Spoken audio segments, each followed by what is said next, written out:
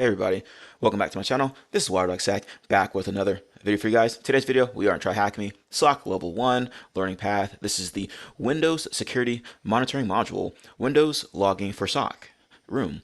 Start your Windows monitoring journey by learning how to use system logs to detect threats. And let's see what we're going to be cooking with today. Task number 1, Introduction. SOC analysts spend most of their time triaging alerts and hunting threats using the logs in SIM. To tell good from bad, analysts have to know the logs well, how they look, how to interpret them, and what malicious action they indicate. This room begins your long journey into Windows logging, a key skill for any SOC analyst or DFIR professional. Learning objectives, understand how to find and interpret important Windows event logs, learn invaluable for monitoring log sources like Sysmon and PowerShell, prepare for using the mentioned logs in SOC SIM and the following rooms, practice your log analysis skills on multiple event datasets. Recommended rooms, remind yourself the log fundamentals, practice Sysmon, learn how to query event logs, know core Windows processes, or check out my channel for videos related to these rooms. Machine access, so basically just go ahead and start the machine. There should be a start machine button over here that's green. I've already pressed it. As you can see, my machine's up and ready to go. Credentials, alternatively, you can access the VM from your own VPN connected machine with the credentials below. So if you want to go that route, feel free to do so. All right, so I already have it fired up over here. And before I dive into it, if you want to help support the channel, be sure to like, comment, share, subscribe, and hit that notification bell so you know every time I upload to the channel. Without further delay, let's go ahead and dive into it.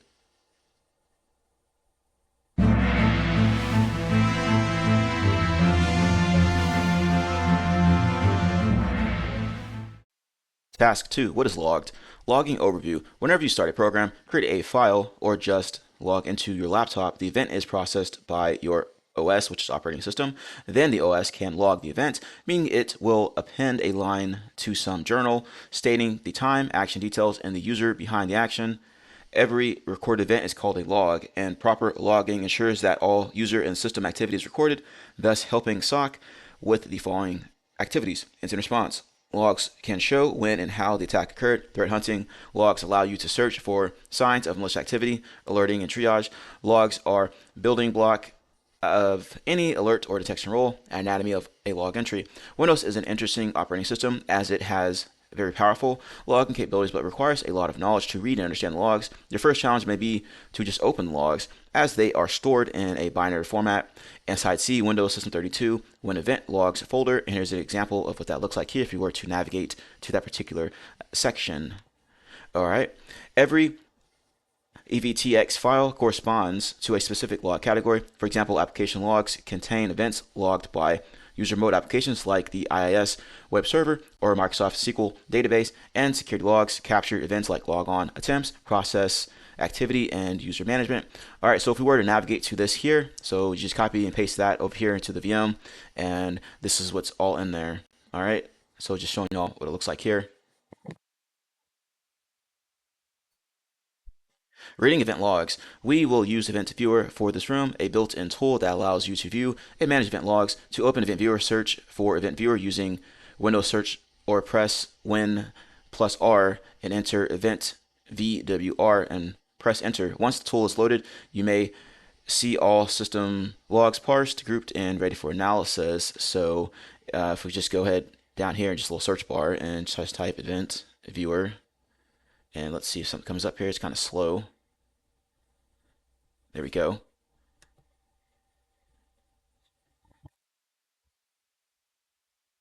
Also, just go in here and just double click on one of these here, and it'll pop it up. But there's multiple ways to get to it. All right, so now we know how to get to that. Let's take a look here. Number 1, log sources.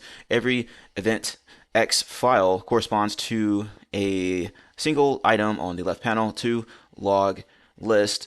Each row you see is a single event that contains a few properties you can sort by. Keywords for some events indicates if the action was successful or not. Date and time, the timestamp when the event occurred. System time, not UTC. Event ID, a unique number for the event name. Example, a failed login is always 4625. So you can just see this down here in this little snippet here.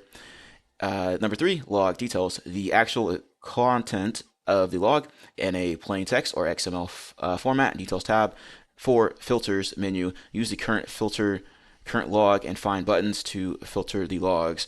Okay, so if we were to just look at it here, let's see if I just make it a little bit bigger. All right, so if we go down to Windows Event Logs here, just click on one of them, and we have everything here as they just told us about. All right, there's Details tab as well. Okay, so we get the gist of it. Over here on the right pane, you can see all kinds of things. You can go here and filter on specific criteria. Go and try to search for a specific log or maybe event ID or something like that. That could probably be useful there. What is logged? There are over 500 event IDs just for security logs and many thousands of various event IDs in total. Still, not all events are logged by default and not all events are properly documented. So in this room, we will explore the most helpful logs for daily SOC routines. All right, question time.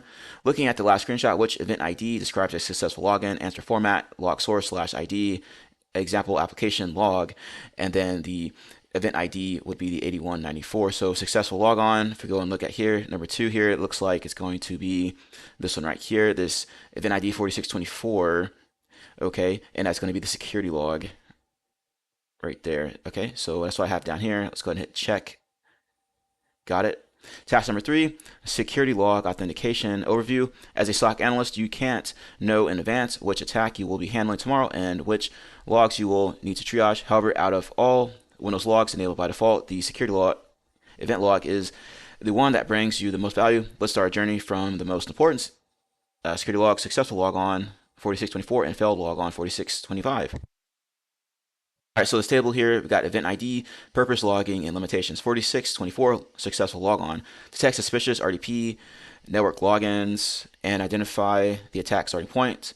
Logged on the target machine, the one you are trying to access. Noisy. You will see hundreds of logon events per minute on loaded servers. 4625, failed logon. Detect brute force, password spraying, or vulnerability scanning. Logged on the target machine, the one you are trying to access. Inconsistent. The logs have lots of caveats that may trick you into the wrong understanding of the event structure of 4624. A typical Windows server can generate tens of logins events per minute, and every login event is often comprised of many different fields. Still, you can cover most L1, L2 cases just by checking a few core event fields in the image below. You can also read more about other fields and logon types in the event ID encyclopedia. So if we take a look at this snippet here, ignore this misleading section. What you need is new logon. So it says security event, security ID, system, THM, PC, $, work group, and then you have the logon ID there. Log type is a login method, 10 for RDP, 3 for network, etc.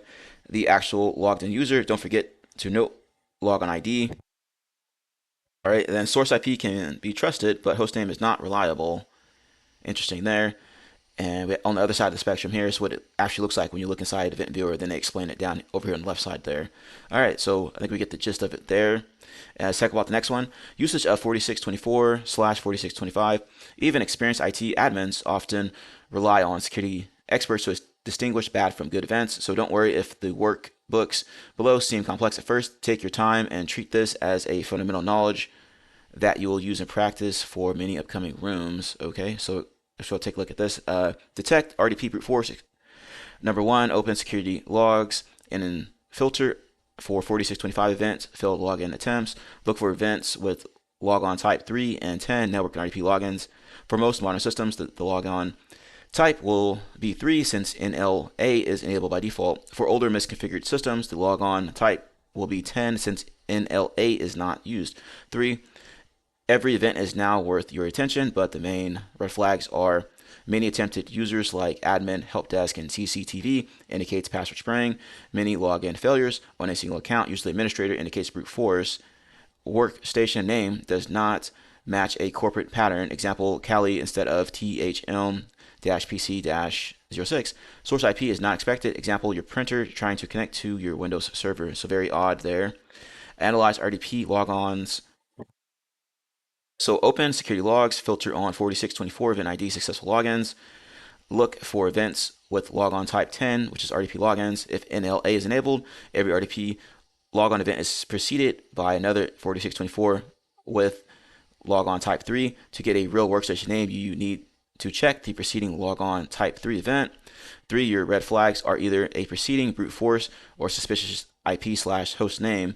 4, if you assume that the login was indeed malicious, find out what happened next. Windows assigns a logon ID to every successful login. Example 0x5d6ac. Logon ID is a unique session identifier. Save it for future analysis. Okay, so there's some interesting tips there, I guess, to answer these questions down below here. Okay, so y'all know what to do. Go ahead and pause the video and try to answer these questions yourself. Then come back to the video, and then we will step through it together.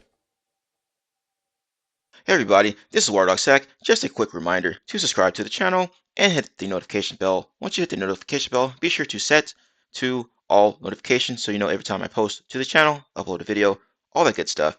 Let's continue to grow our glorious community here. We are in the cyber trenches. We're not just reporting on it. Be sure to check out my channel as well. I have tons of videos that you can see here, over 300 videos ready for you to check out and learn something from. Be sure to review my posts. I'm frequently posting new things to my channel here, including jobs and everything related to that. Also, I have tons of playlists here that you can review, make it more convenient for you. Anyway, happy defending, happy hacking. Enjoy the video.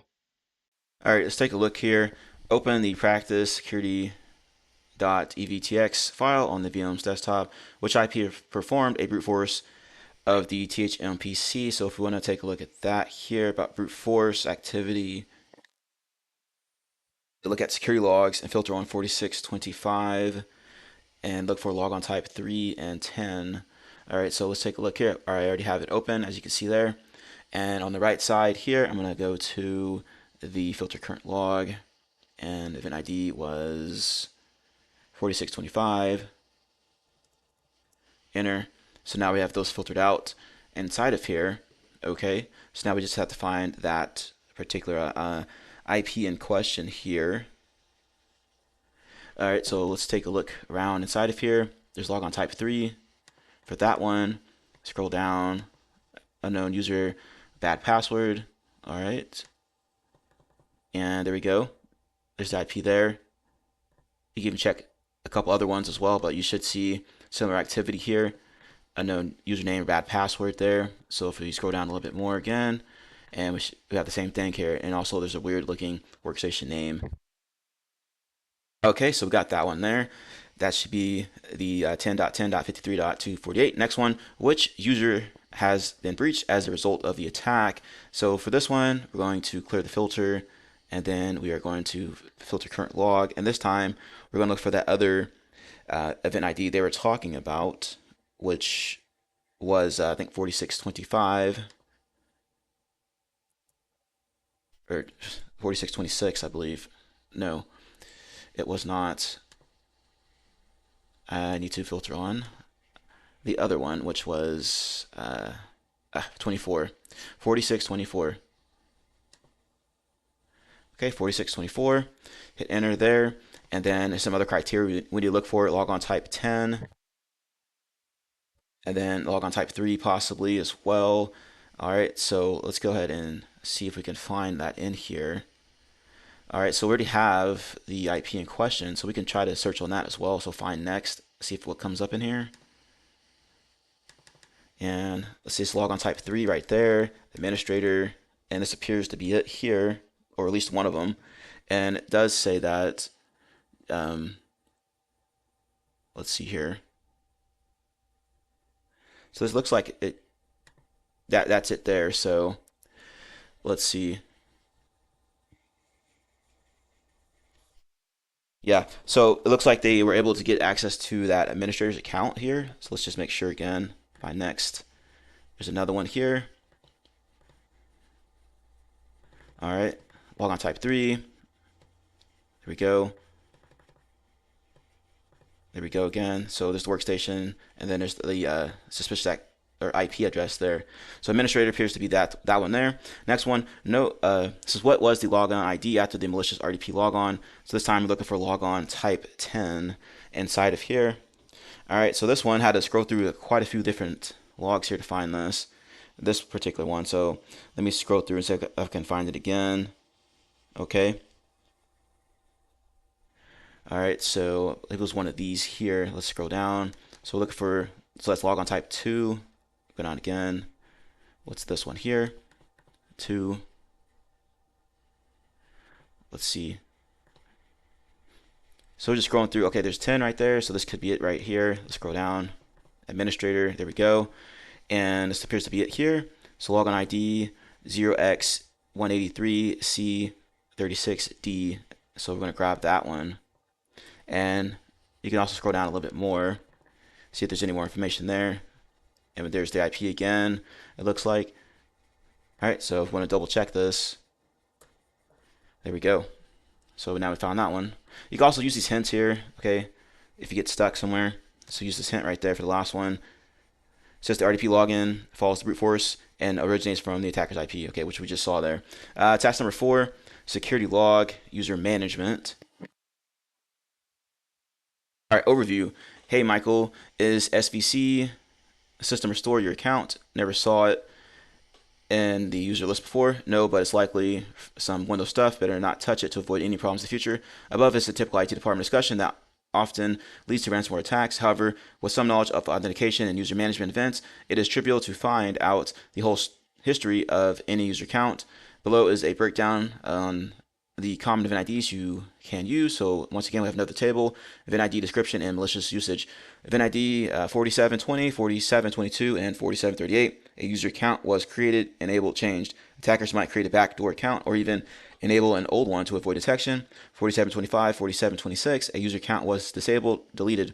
In some advanced cases, threat actors may disable privileged SOC accounts to slow down their actions. 4723, 4724, a user changed their password, user's password was reset. Given enough permissions, threat actors might reset the password and then access the required user.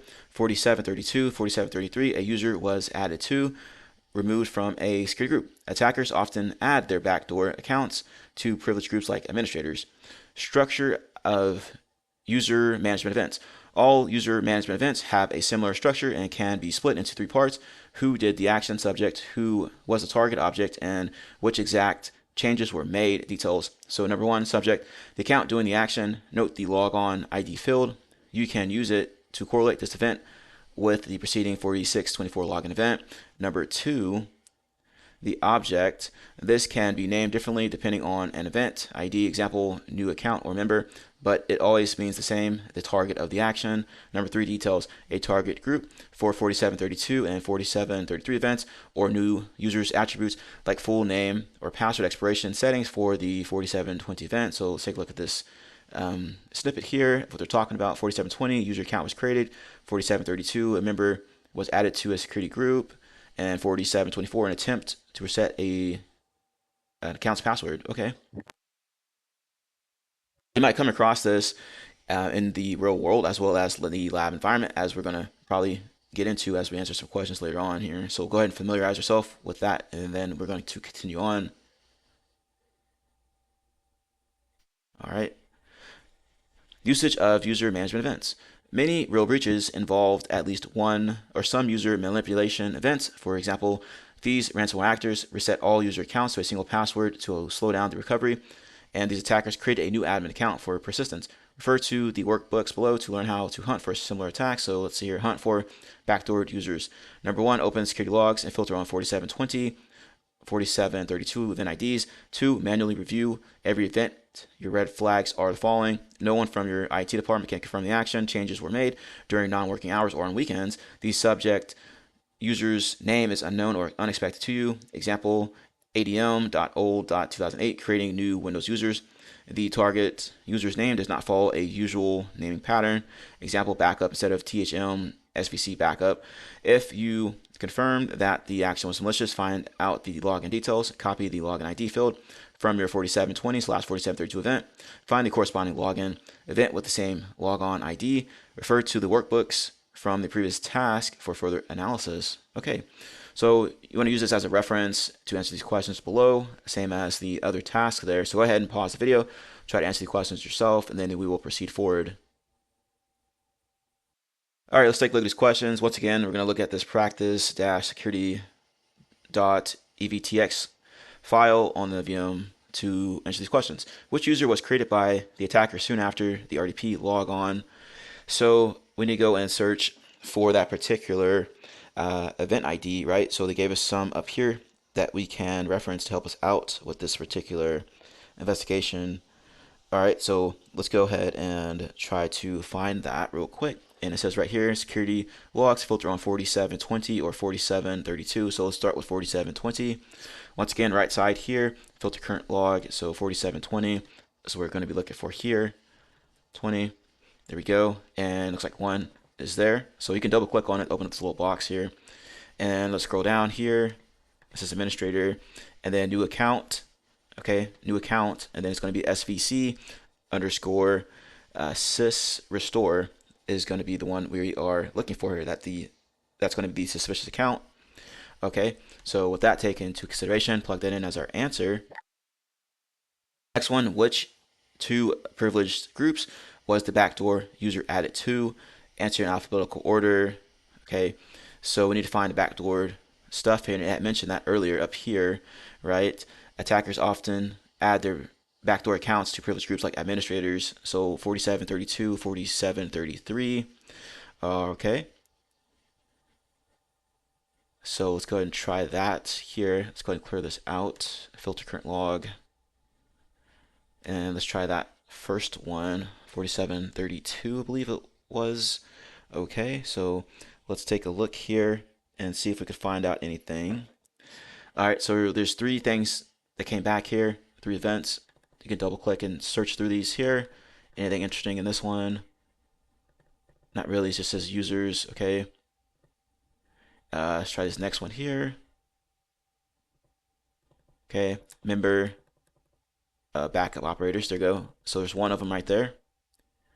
Okay, so that's the one in question, one of them at least. And then the other one here is going to be the next one we're looking for, which is going to be remote desktop users for that one.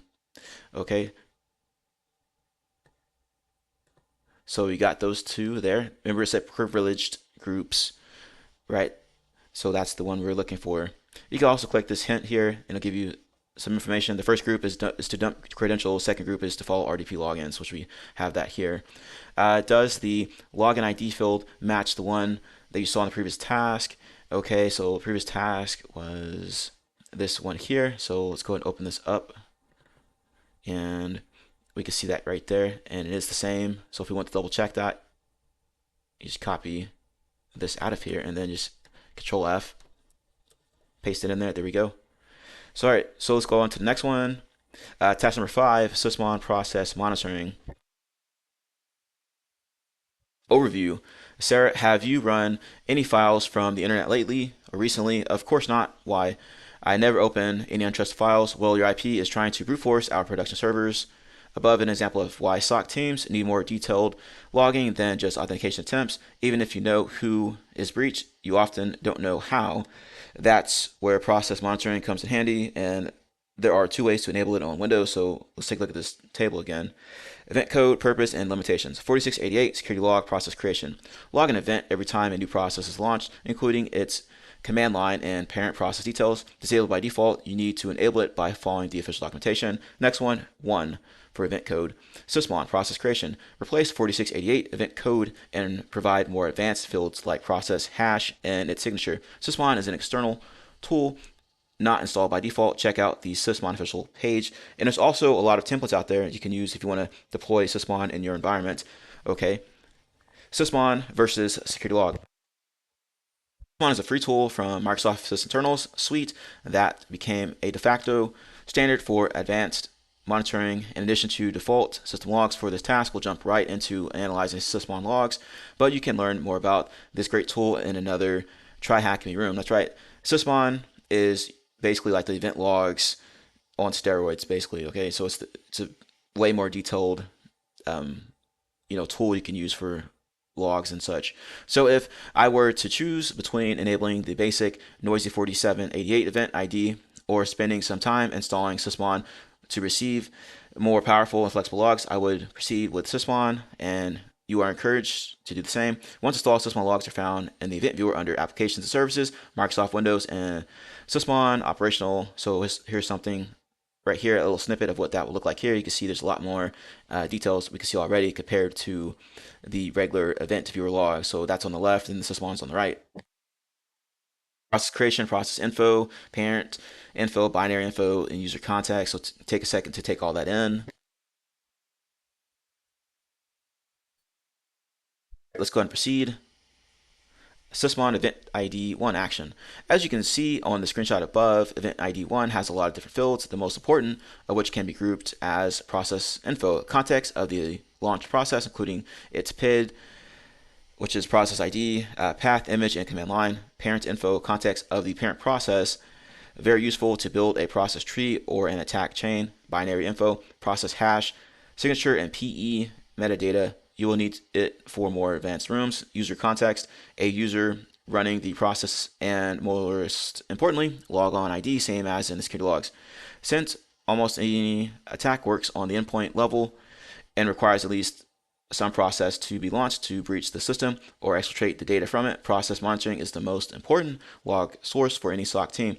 Use the following workbook to perform a basic analysis and analysis of any process launch. So let's take a look at this real quick. Analyze process launch. Number one, open Sysmon logs and filter for event ID 1. Review the fields from the process and binary info groups. The red flags are the following: image is in an uncommon directory like ctemp or cusers public. Process is suspiciously named aa.xe or just randomly name right there .xe. Process hash MD5 or SHA-256 matches as malware on virus total. 3. Review the fields from the parent process group. The flags, red flags are parent matches, red flags from step 2, suspicious name, path, or hash. Parent is not expected. Example, notepad launching some CMD commands. 4. If still in doubt, go up the process tree until you are confident in your verdict. Find the preceding event where process ID equals process or parent process ID in your event. Analyze it by following steps 2 and 3, suspicious, parent name, path, or hash. Finally, trace the attack chain by filtering all security and Sysmon events with the same logon ID. All right, awesome. So once again, same thing we've been doing here. Pause the video, try to answer these questions yourself, come back to the video, and then we will step through it together. All right, I got through this one a lot faster than the other one, but let's take a look here. Open the practice-sysmon.evtx file on the VM's desktop. Which web browser does Sarah use to browse the web? So let's flip over here, and as we're scrolling through and looking through these here, you can see a DNS query entry here, or event. So double click that, and you can see that Chrome is mentioned there. So I went with Google Chrome for that answer. Next one, which file did Sarah download from the server, or sorry, from the browser? So once again, going through here, you're going to be looking for the stream created, file stream created right here. And as you can see here, it's mentioned right there. This cuser sarah.miller downloads, and you have the ckjg.xe right there. Looks funky, right? So go ahead and take that, plug it in as our answer there. Next one, which URL was the file downloaded from? And if it's not in this one here, there is another one here that you can reference. So you're going to reference these other event IDs that are related, or you can just go over to find and just type in URL, hit find. Okay, it found this first one here. Let's take a look at it, and let's scroll down here, and we can see it right there. Host URL equals, and then there's the URL right there that we need to grab. Or you can just, you can find on the actual .exe name as well too. That could be of use there. But anyway, so we got the URL. We're done with that task. Let's continue on task number 6, Sysmon files and network. Overview. As you have seen in the previous task, Sysmon can provide much more than just process creation events. It can log file and registry changes, network connections, DNS queries, and many other crucial events. Furthermore, you can configure what to log and what to skip, unlike with the default logs. This room, for example, uses a popular Florian's config, but you are free to change it to fit your needs. Let's take a look at 4 more event IDs. All right, so event ID, security log, alternative, event purpose. Event ID 11 and 13, file create, registry value set. 4656 for file changes, and 4657 for registry changes, both disabled by default. Detect files dropped by malware or its changes to the registry, example for persistence. Next one, event IDs 3 and 22, network connection, DNS query.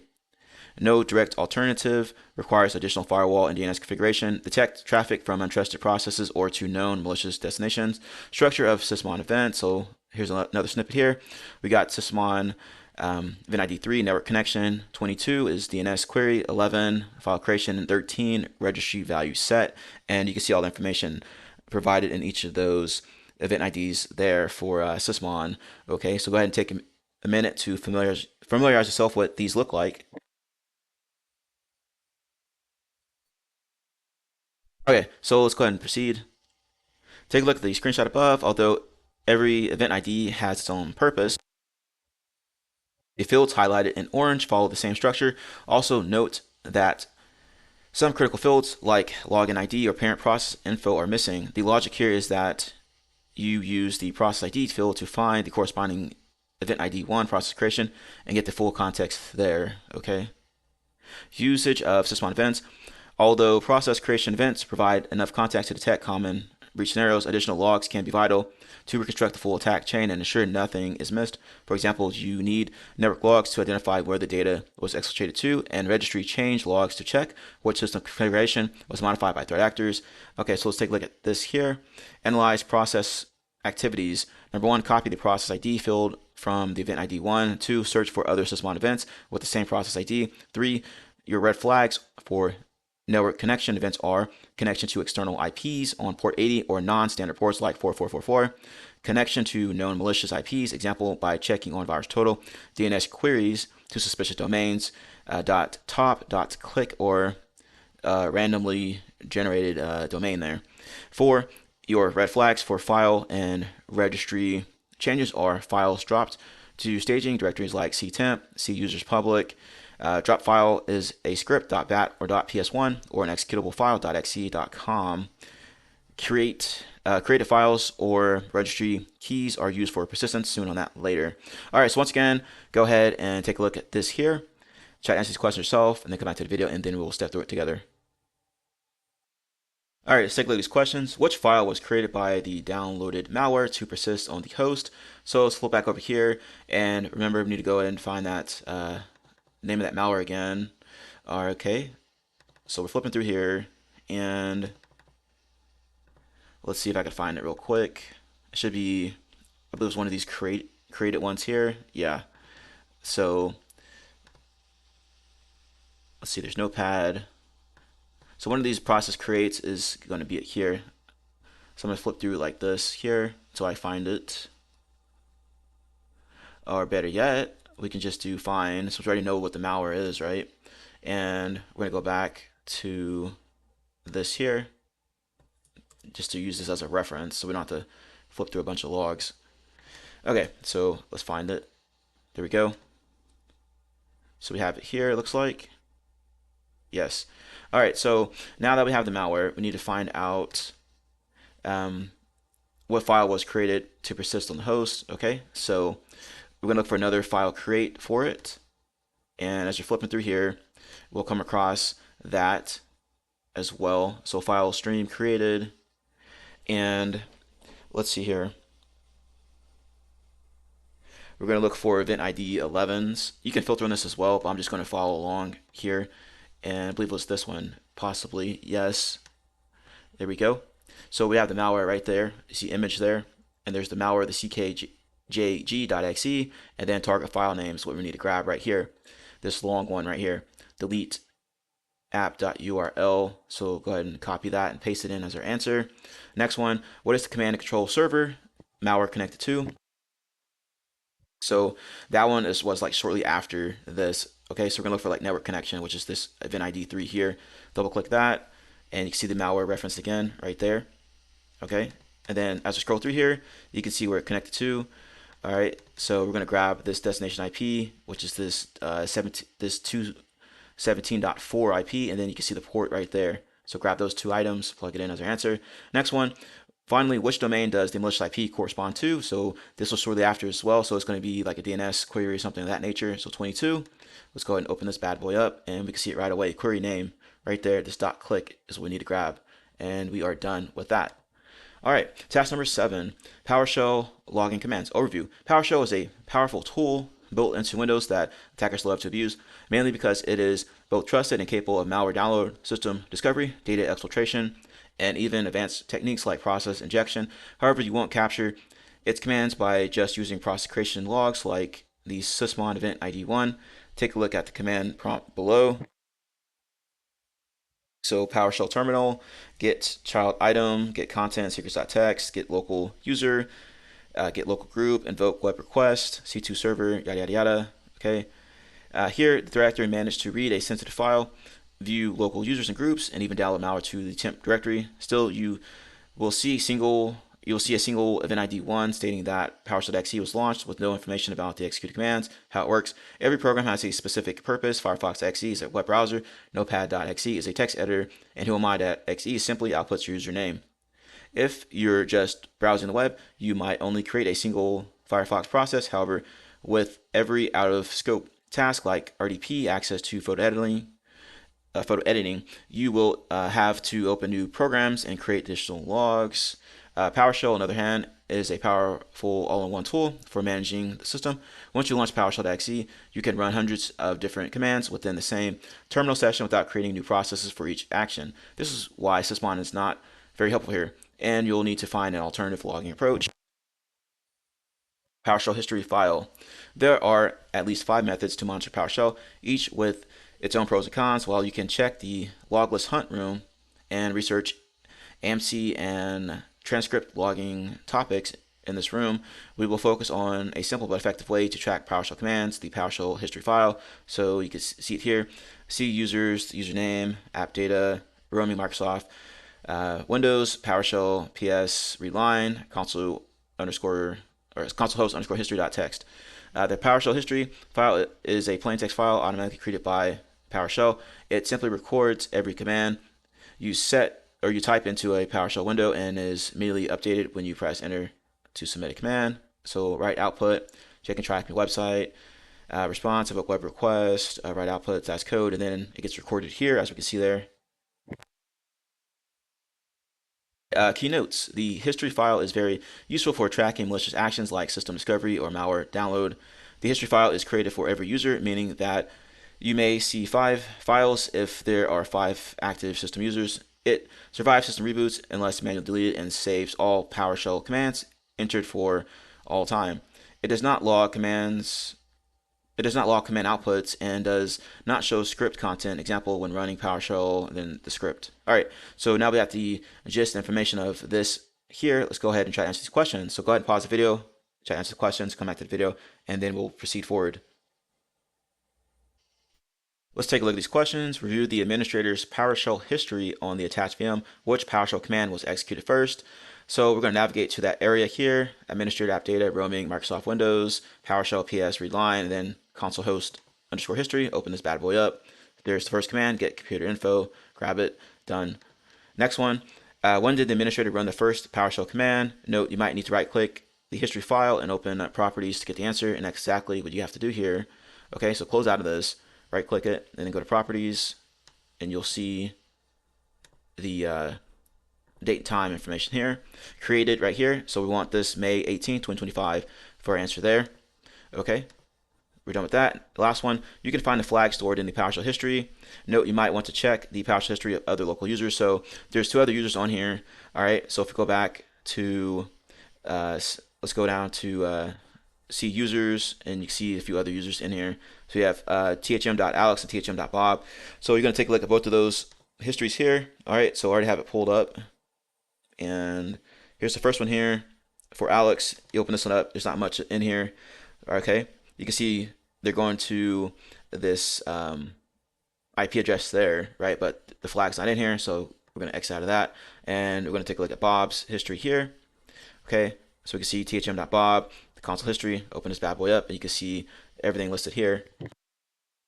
More commands, ls, get local user, users.txt, SB shares. So they're doing some enumeration, and they're gathering up other information about the system. So network information, user information, share information, and then there's the flag right there.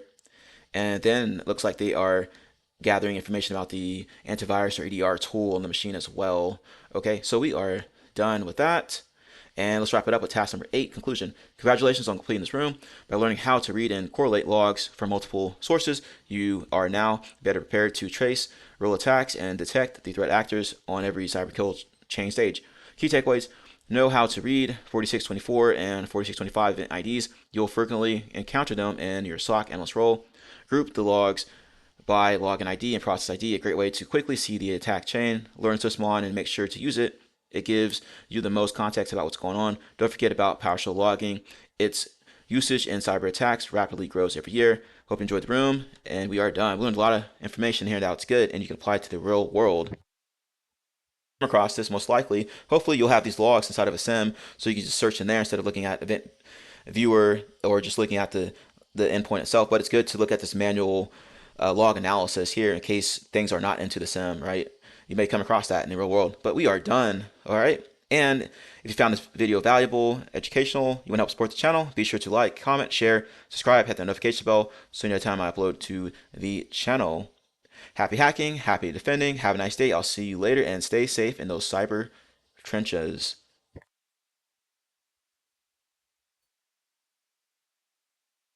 Hey everybody, this is WireDogSec. Just a quick reminder to subscribe to the channel and hit the notification bell. Once you hit the notification bell, be sure to set to all notifications so you know every time I post to the channel, upload a video, all that good stuff. Let's continue to grow our glorious community here. We are in the cyber trenches. We're not just reporting on it. Be sure to check out my channel as well. I have tons of videos that you can see here, over 300 videos ready for you to check out and learn something from. Be sure to review my posts. I'm frequently posting new things to my channel here, including jobs and everything related to that. Also, I have tons of playlists here that you can review, make it more convenient for you. Anyway, happy defending, happy hacking, enjoy the video. Hey everybody, welcome back to my channel. This is WireDogSec, back with another video for you guys. Today's video, we are on TryHackMe. This is the SOC Level 1 Learning Path, Windows Security Monitoring Module, Windows Threat Detection 1 Room. Explore common initial access methods on Windows and learn how to detect them. Let's take a look at task number 1, Introduction. Now that you've learned about Windows logging and the Windows logging for SOC room, it's time to put that knowledge into action. This room guides you through common initial access and discovery techniques and teaches how to detect each one using just Windows event logs, the most common log source for real-world SOC teams. Learning objectives: explore how threat actors access and breach Windows machines. Learn common initial access techniques via real-world examples. Practice detecting every technique using Windows event logs. Prerequisites: complete the Windows logging for SOC room. Understand the concept of MITRE tactics and techniques. Know core Windows processes, especially the Explorer.exe. Be ready for a deep dive into Windows threat detection. Awesome. So go ahead and press that start machine button down here. I've already done so, and I have it open in another tab here. Okay. So here's the credentials if you want to RDP into it, if you want to go that method. But anyway, if you want to help support the channel, be sure to like, comment, share, subscribe, hit that notification bell so you know every time I upload to the channel. Without further delay, let's go ahead and dive into it.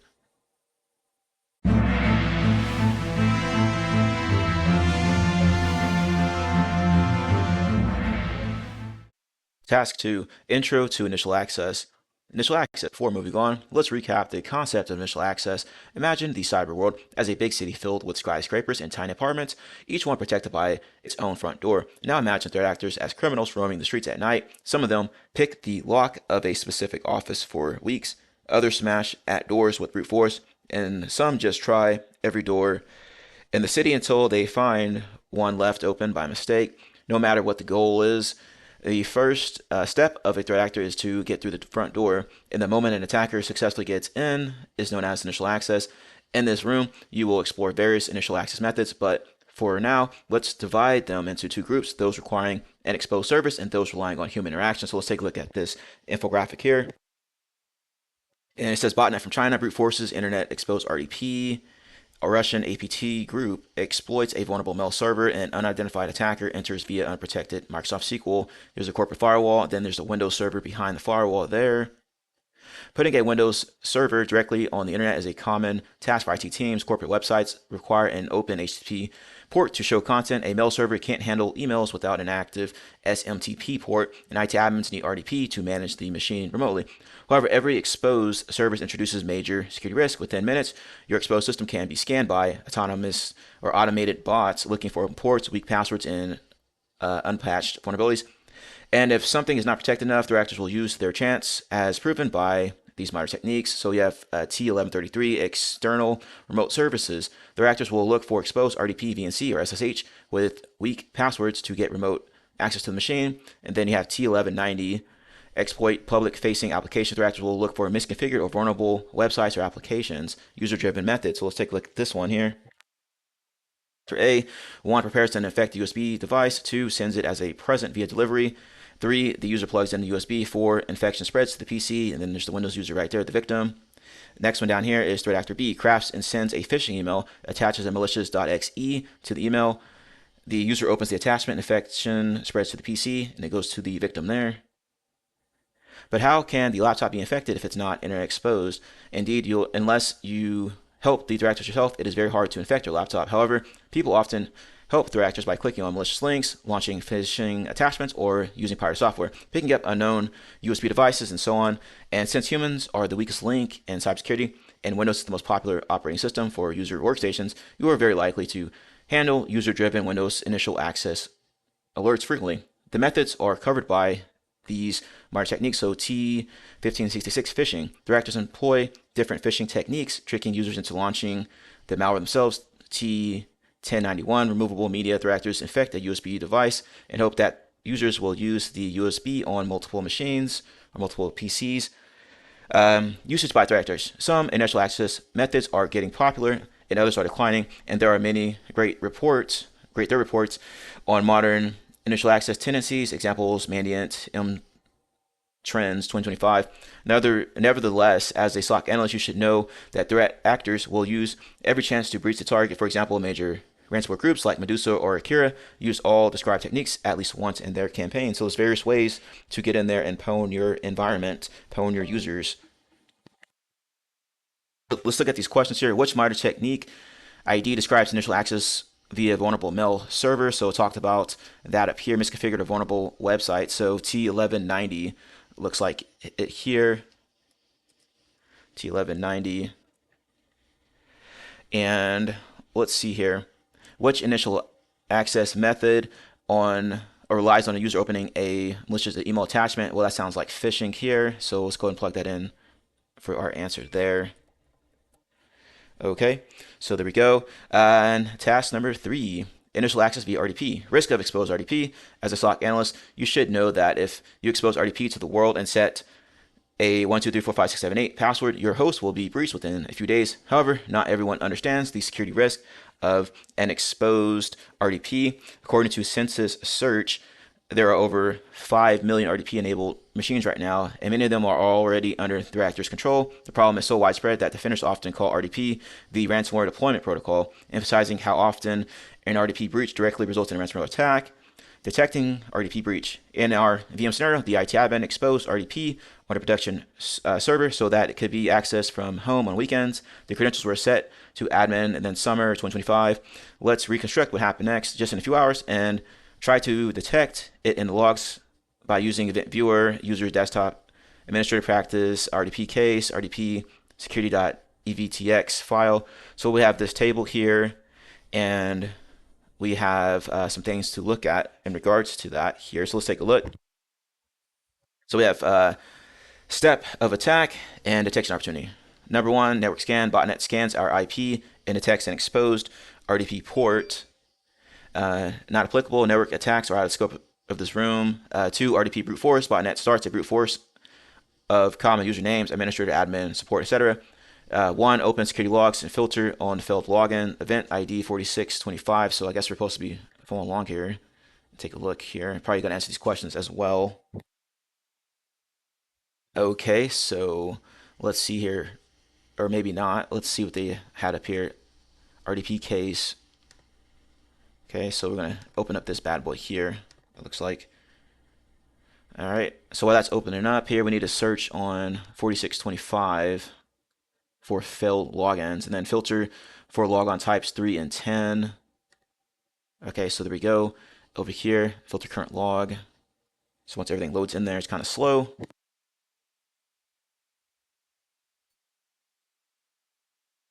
Oh, hey, I guess we're gonna have to wait a little bit here. So after that, filter for logins from external IPs, use source IP field. That's it. You have detected a potential RDP brute force. Okay, so as soon as this hurries up and loads, we can try that.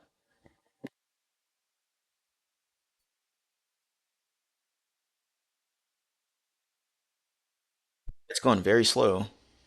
Let's see, it cancel that. Let's try to get out of this here and relaunch it or something.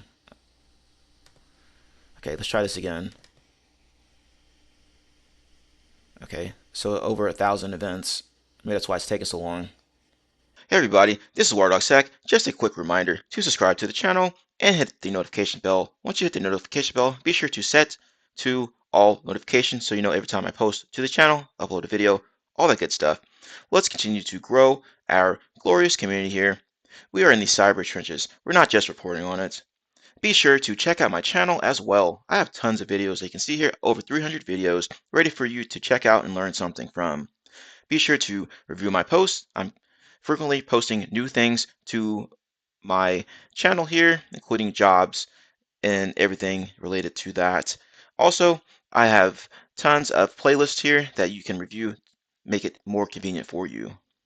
Anyway, happy defending, happy hacking. Enjoy the video. Okay, so now we have the filter open finally, and I'm going to hit OK to filter on this here. There we go. All right, so we should be looking for logon types. I think it said, yeah, 3 and 10. Filter for logins from external IPs. That's it. You detect RDP brute force.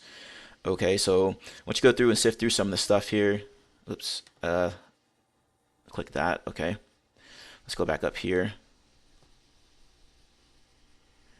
And should be able to see what they're talking about here about the logon types as well. So if we scroll down a little bit here, let's see.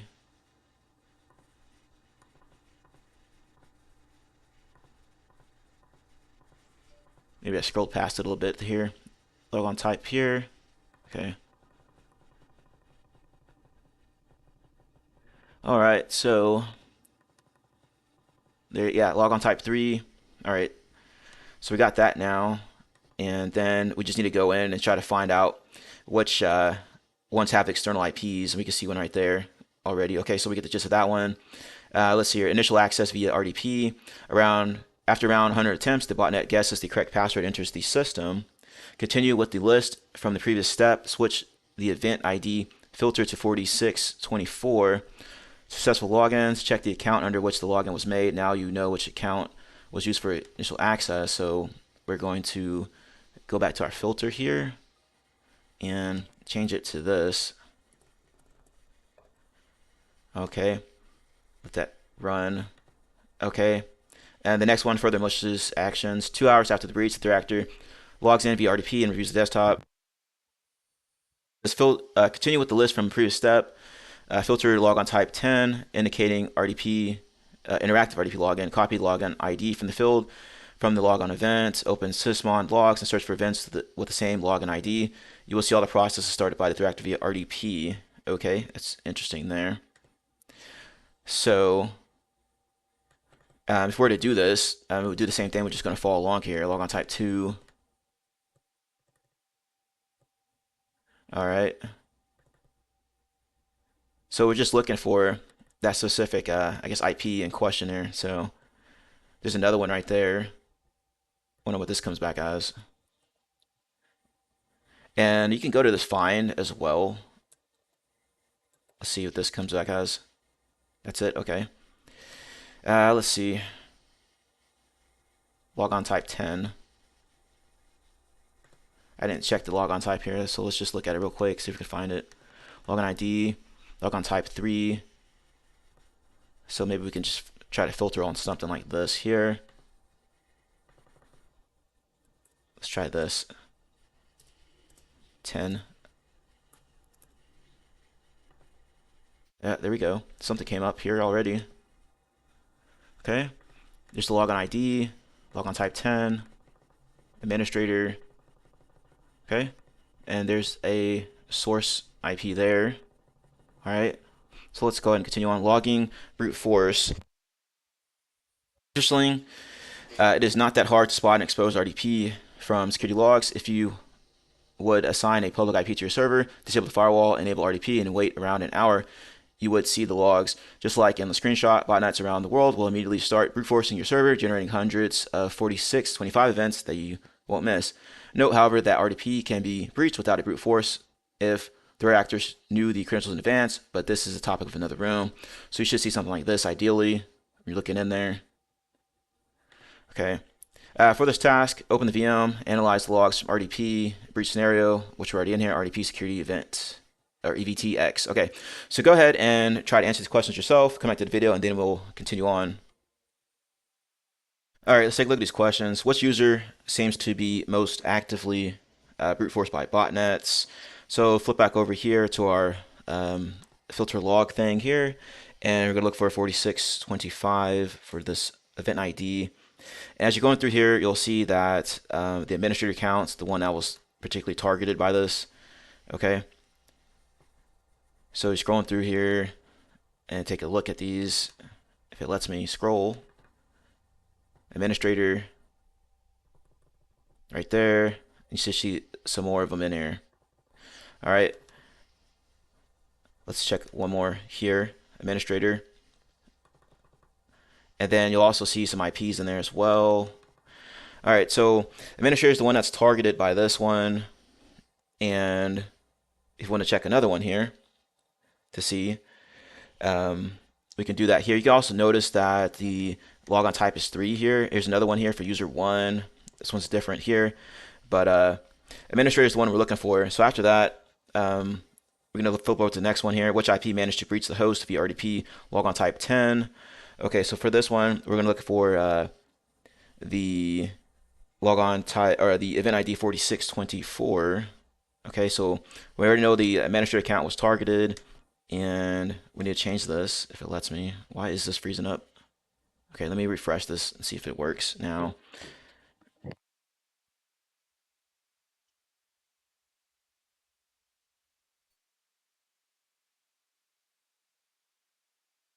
Okay, so let's see here. Not responding. That's awesome. Let me try to close this out, maybe. All right, let's try to reopen it. Hopefully y'all aren't running into a bunch of issues like I am with this box here. It's so slow. It's like they gave it the minimum requirements to just run. And let's see here. Okay, let's try this again. So we need to search for event ID 46. It was 4625. I think that's what we're looking for here. No, it's 4624 is what we're looking for here. Yeah. So 4624 is to find this one here. Okay. And as you're going through and sifting through this, you'll come across, I think it's one of these. It might be this one here that has it in there. So you're sifting through here, you'll see that, okay, yeah, logon type 10 is listed there. And administrator is the account in question. And then you scroll down a little bit more, you should see some IP information right there. Okay. And you can always use this find over here to sift through things. Okay, it'll make it a lot faster. But so we have that one now. And the last one is, can you get the real workstation name of the threat actor here? So for this one, we need to change this again to, actually no, we need to stay on this one. This is later on down in these logs as you're reviewing them. Okay, so let me cancel out of this if it lets me. Here we go again. Okay, so anyway, this is going to be near the bottom here, and I believe it was maybe this one here. And as you're scrolling through here, you'll see, okay, no, this is number 10, or logon type 3 right there, and you'll see this listed for it. So this desktop and then dash yada yada yada is going to be what we're looking for that one, and then with the same IP that was in question there. So that's the real one that we're looking for. All right, you can also use these hints too to help you out if you get stuck. Okay, so type 3, which we just did. Task number 4 We're going to continue on to initial access via phishing. Current state of phishing. Phishing attacks are still a major threat as they can't be mitigated as easily as blocking RDP access. If users have access to the internet, they will eventually bring malware to their laptops, bypassing the firewall entirely. According to Hawks Hunt Phishing Trends Report 2025, phishing attacks have increased 41 times since the release of ChatGPT in 2022. Even more, the success rate of those campaigns remains high, meaning users are still falling for them. In this task, we'll focus on two phishing techniques that lead to Windows breaches: malicious binaries and LNK attachments. Binary attachments.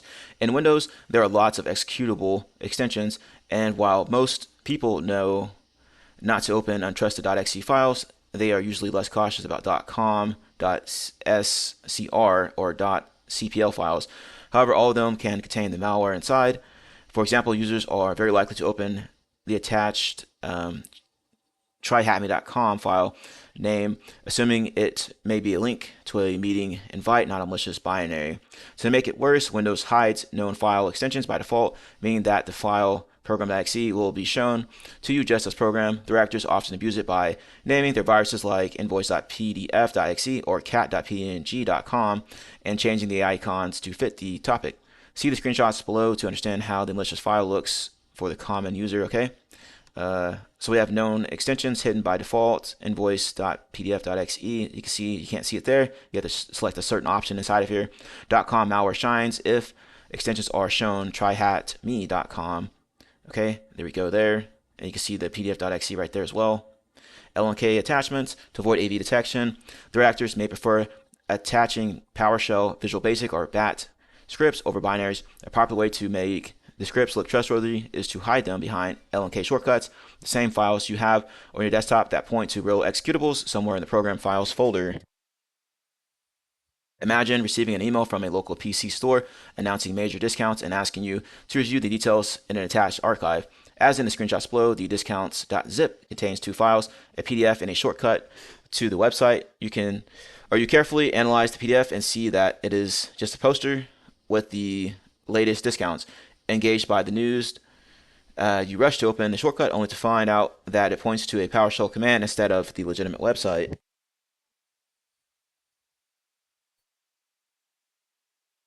Our LNK with PowerShell payload, visit our website .lnk, so we can see that here. Visit our website, and then you can see the target right there.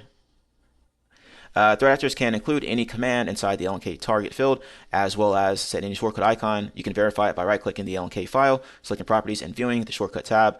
The case shown above, for example, downloads and executes a simplified version of Remkill's rat malware used in many attacks on major companies and government agencies. The terminal below shows a full LNK payload, so let's look at this here, PowerShell.exe-c, download the encoded malware. So it's doing that here from this right here, this breach domain.thm r.exe, okay, run the malware, start r.exe, okay. In this task, you will investigate 3 phishing attachments, examples stored in phishing case 1 through 3. Sweet. All right, so go ahead and pause the video and try to answer these yourself. Then come back to the video and then we'll step through it together. Let's take a look here. Let's play the role of the untrained user and mindlessly open the com file. Run www.skype.com file from phishing case 1 folder. Which flag did you get? So let's jump into this case folder 1 and you just double click it, run it, and then the flag will show up here. So once this gets done running, there we go. Got the flag right there. So grab it. Next one is phishing case 2. So for this one, I'm not sure if you have to unzip it or not, but I went ahead and unzipped it, and then you want to go to the, I believe it was maybe this one here. One of these, you have to go to take a look at the properties. Okay, not this one, it's the next one then. Website here, properties, and you'll see it down here in target. That's what you need to grab. Grab all that out of there, plug it in as your answer. So okay, so we have both of those here. Last one, phishing case 3. Review these contents. What is the name of the double extension? So this one, you just go ahead and take a look at what's in there. Okay, so let's go to 3 here, and make sure you have the right view selected, I think, here, to select, file name extensions, hidden items, okay, and we have this one here, this best-cat.jpeg.exe. So that's what we're looking for there. So we're done with task number 4. Task number 5, continuing the phishing topic. Detecting malicious download. It is relatively simple to hunt for malicious downloads if you know how to, or how the victim sees it. First, the user uses a web browser or desktop application to open a phishing attachment. In the simplest case, it would be direct.exe malware download, but you are more likely to see an archive attachment like .zip or .rar contain the malware. In this case, Sysmon greatly help you detect every stage of attack. So it's a Sysmon event chain for double extension attachment. Event ID 1, web browser is launched. So looks like Microsoft Edge, parent image, explorer.exe, Sysmon ID 11. A file, usually archive, appears in downloads. So there it is, invoice.zip. 11 again, optionally, the user unarchives the file, so they unzipped it. Invoice.pdf.exe, you can see that here, they did it with 7-zip. Last one, event ID 1, the user double clicks the unarchived file, so they double clicked on this here, invoice.pdf.exe. Okay, the parent image is explorer.exe there. And we can see it down here again. Here, number 1, Edge is launched. This is the actual Sysmon inside of a event viewer. Number 2, invoice.zip is downloaded right there. 3, invoice.pdf.exe is packed or unpacked, so it's unzipped. And then number 4, invoice.pdf.exe is launched right there. Okay. And we can see that right here as well, a little bit of it. Notes on LNK attachments. Unlike with binary attachments, LNK files have a very interesting and important capability. They leave little execution trace. Consider the case on the screenshot below where a user downloaded LNK file that looks like a Google Chrome shortcut, but it in fact runs some PowerShell payload. After the user launches the shortcut, Windows Explorer reads the target field of the LNK and makes it look like Explorer.exe launches PowerShell directly. Still, you can identify if it was indeed LNK phishing or another attack vector by looking for the preceding file creation event. LNK files must have appeared somewhere in the downloads before, so if you take a look at this here, okay, XE, sleep 10, and then you can see inside the Sysmon logs here, command line, same thing here. Okay, then you can see down here, parent image, parent command line. In this task, let's try to investigate the third phishing case by checking the attached Sysmon logs. So phishing case 3, phishing Sysmon down here. So let's go ahead and double tap this here. Hopefully it doesn't take forever to spin up here. Okay, only 48 events, so it shouldn't be too bad. But anyway, so once that spins up here, we're going to try to answer these questions here. So pause the video, try to answer them yourself, to come back to the video, and we'll step through it together. All right, let's take a look at these questions. Which file did the user download via the web browser? All right, so we know they did it with the web browser, and it's most likely going to be a .zip file, as we were just discussing up here. Okay, so if we go back and take a look at this here, Microsoft Edge is launched, .zip is downloaded here. Okay, so looks like event ID 1 and 11 are the ones in question here that you can try to go off of here. All right, so let's take a look at this first one. If there's anything here, you can, like I said before, you can use the find. You just go in and search for web browsers that are popular and whatnot here. But what I did was I just searched on .zip.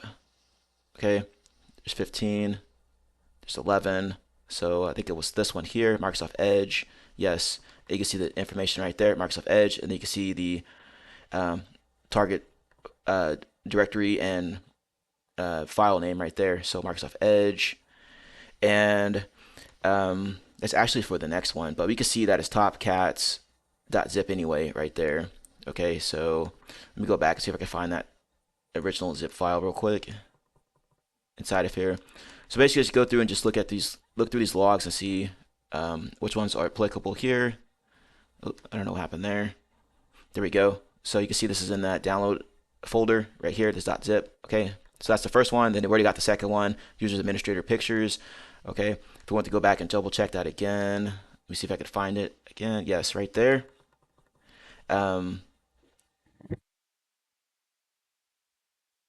Actually, that's not the next one, but in this one, you can see that Edge was used to download the file, and then it's located in C users downloads, and then topcats.zip right there to get that answer. The next one we have to find somewhere else. And which folder did the user unarchive the suspicious file? So they're unzipping it, right?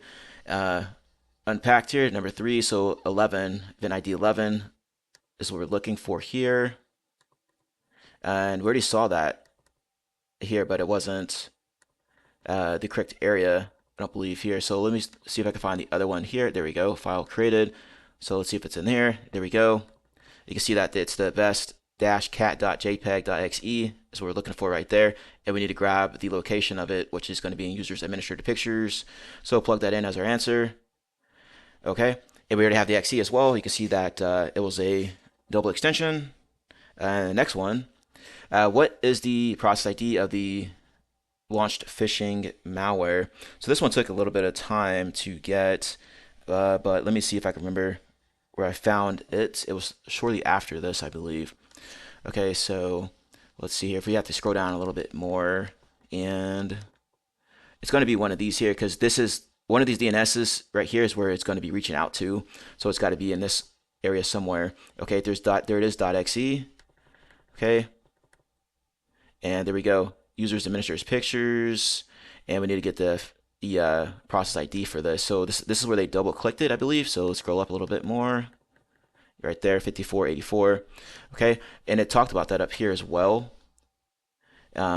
It's launched here, so it says event ID 1, and that's what we have right there, event ID 1. Okay, so there's our process right there, and the next one is asking where it reached out to. So you just click on this one here, and it'll tell you. Scroll down a little bit here, see query name, and it's rjj.store is where it went to. All right, so we're done with that. Next one, we're going to talk about initial access via USB. So let's see what they're cooking with here. For this, it says risk of removable media.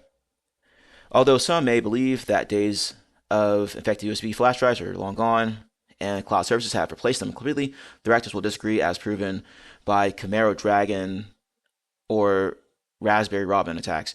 Moreover, initial access via an infected USB bypasses firewalls, much like phishing, and can start the attack chain even without internet access and continue spreading without user interaction. USB delivery case. Imagine working for TryHackMe Inc. and receiving a delivery package with a fancy hat and a USB labeled "a gift from HR." You plug it in, a harmless GIF pops up, and you call HR to thank them for the present. But while HR figures out what you meant, the malware from the USB has already spread to your laptop. Real world case. Print service case. Another common scenario involves third-party entities like a print service. Suppose you visit one and hand over your USB to print a document. Their system, already infected with a worm, passes the malware onto your flash drive. Then you bring the malware back to your home PC, and the infection chain continues. Now let's learn how to detect this before it's too late. Real world study, and this does happen in real world, by the way. Detecting an infected USB. Although there are many advanced techniques on how to run the malware from USB automatically, as soon as the flash drive is plugged in, the majority of cases occur just because the user launches malware themselves. For example, malware hides all legitimate files on USB and creates a malicious recovery.lnk file. Malware creates a photos.exe binary and sets its icon to look like a simple folder. Malware creates a double extension copies of all files like photo 2024 112.jpeg.exe. Interestingly, the detection of the initial access via USB looks very similar to the phishing attachments. Since both methods rely on a user running malicious binary via a graphical interface explorer.exe, you may have a hard time understanding how exactly the attack started. Still, in some cases, you may find evidence of execution from external drives like malware.exe. All right, and here's what that looks like here. So they're looking at event ID 1, process create, and let's take a look at this here. Notice the drive of the suspicious binary USB drivers are usually assigned D, E, or F letters, and you can see it's coming from Kingston, maybe Kingston.exe. Parent process is explorer.exe since the user double clicks on the file, as with the phishing. Okay. For this task, you will investigate a typical attack chain using the attached Sysmon logs. So USB Sysmon .event v. So let's go ahead and open that up here. Hopefully this doesn't take forever. Okay, let's see here.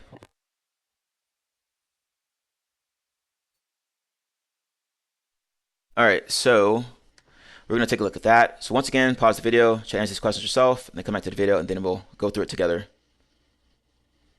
Let's take a look at these questions. Which USB file was launched by the user? So let's go over here.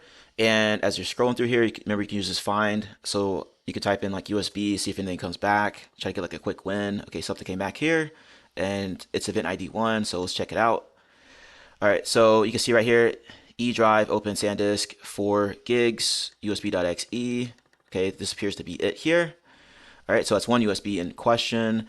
And then it says, which suspicious file did the malware drop to the disk? Okay, so scroll down a little bit more, you can see there's some file creates down here, so you can check these out. And right off the bat, you can see where it's located here. It's the same USB, open SanDisk right there, and you can see the full path right there. This one, update.exe. And the next one says, to which other USB did the malware propagate to?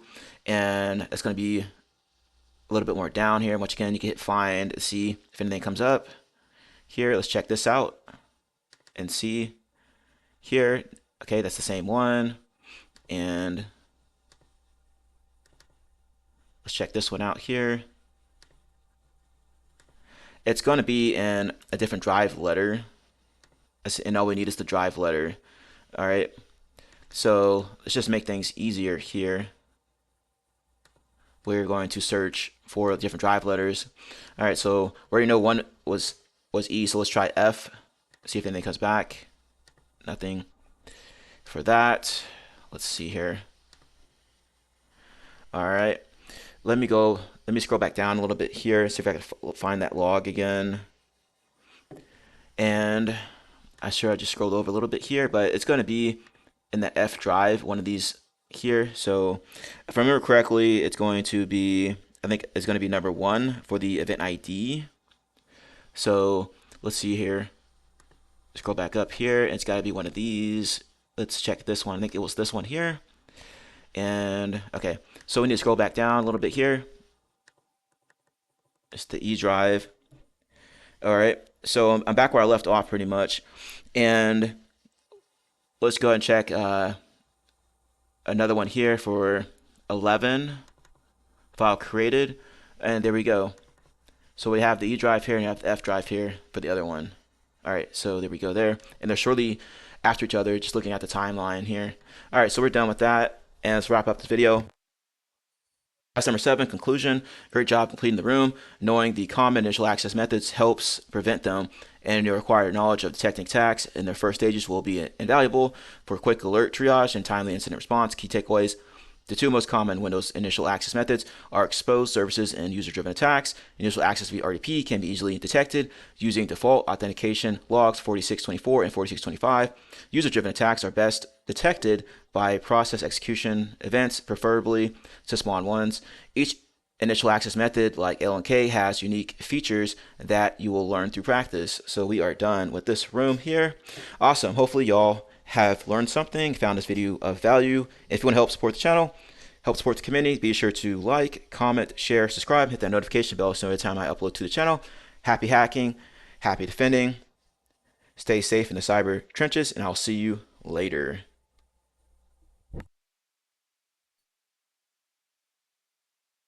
Hey everybody, this is WireDogSec. Just a quick reminder to subscribe to the channel and hit the notification bell. Once you hit the notification bell, be sure to set to all notifications so you know every time I post to the channel, upload a video, all that good stuff.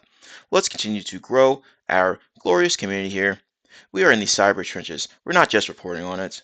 Be sure to check out my channel as well. I have tons of videos. You can see here over 300 videos ready for you to check out and learn something from.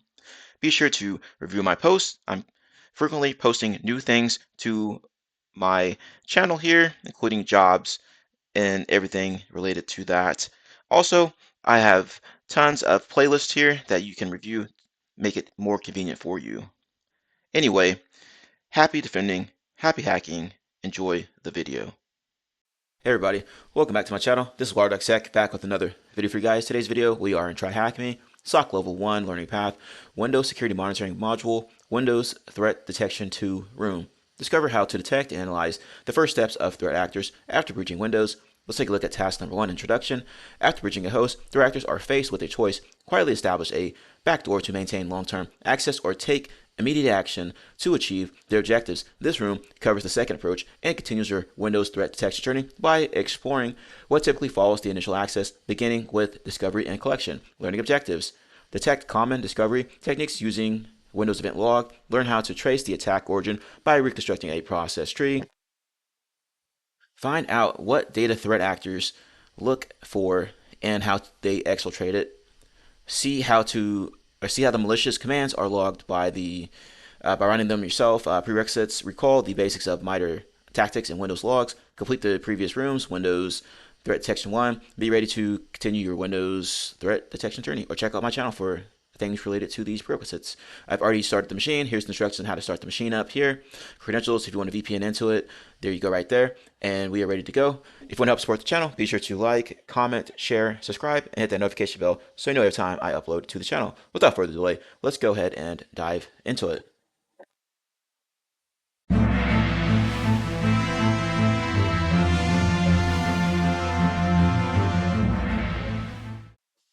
Task 2. Discovery Overview. Situational Awareness.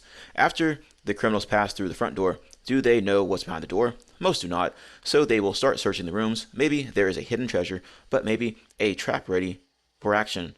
Same for the cyber threat actors, who need to understand the environment, its value, and its security tools that can disrupt the attack. This process is mapped to the MITRE discovery tactic, which we will cover in this task. So let's take a look at this graphic here. You have the threat actor, number 1, initial access to discovery. So once they get into the box here, they're going to do some discovery, enumeration, things of that nature. What is the purpose of this host?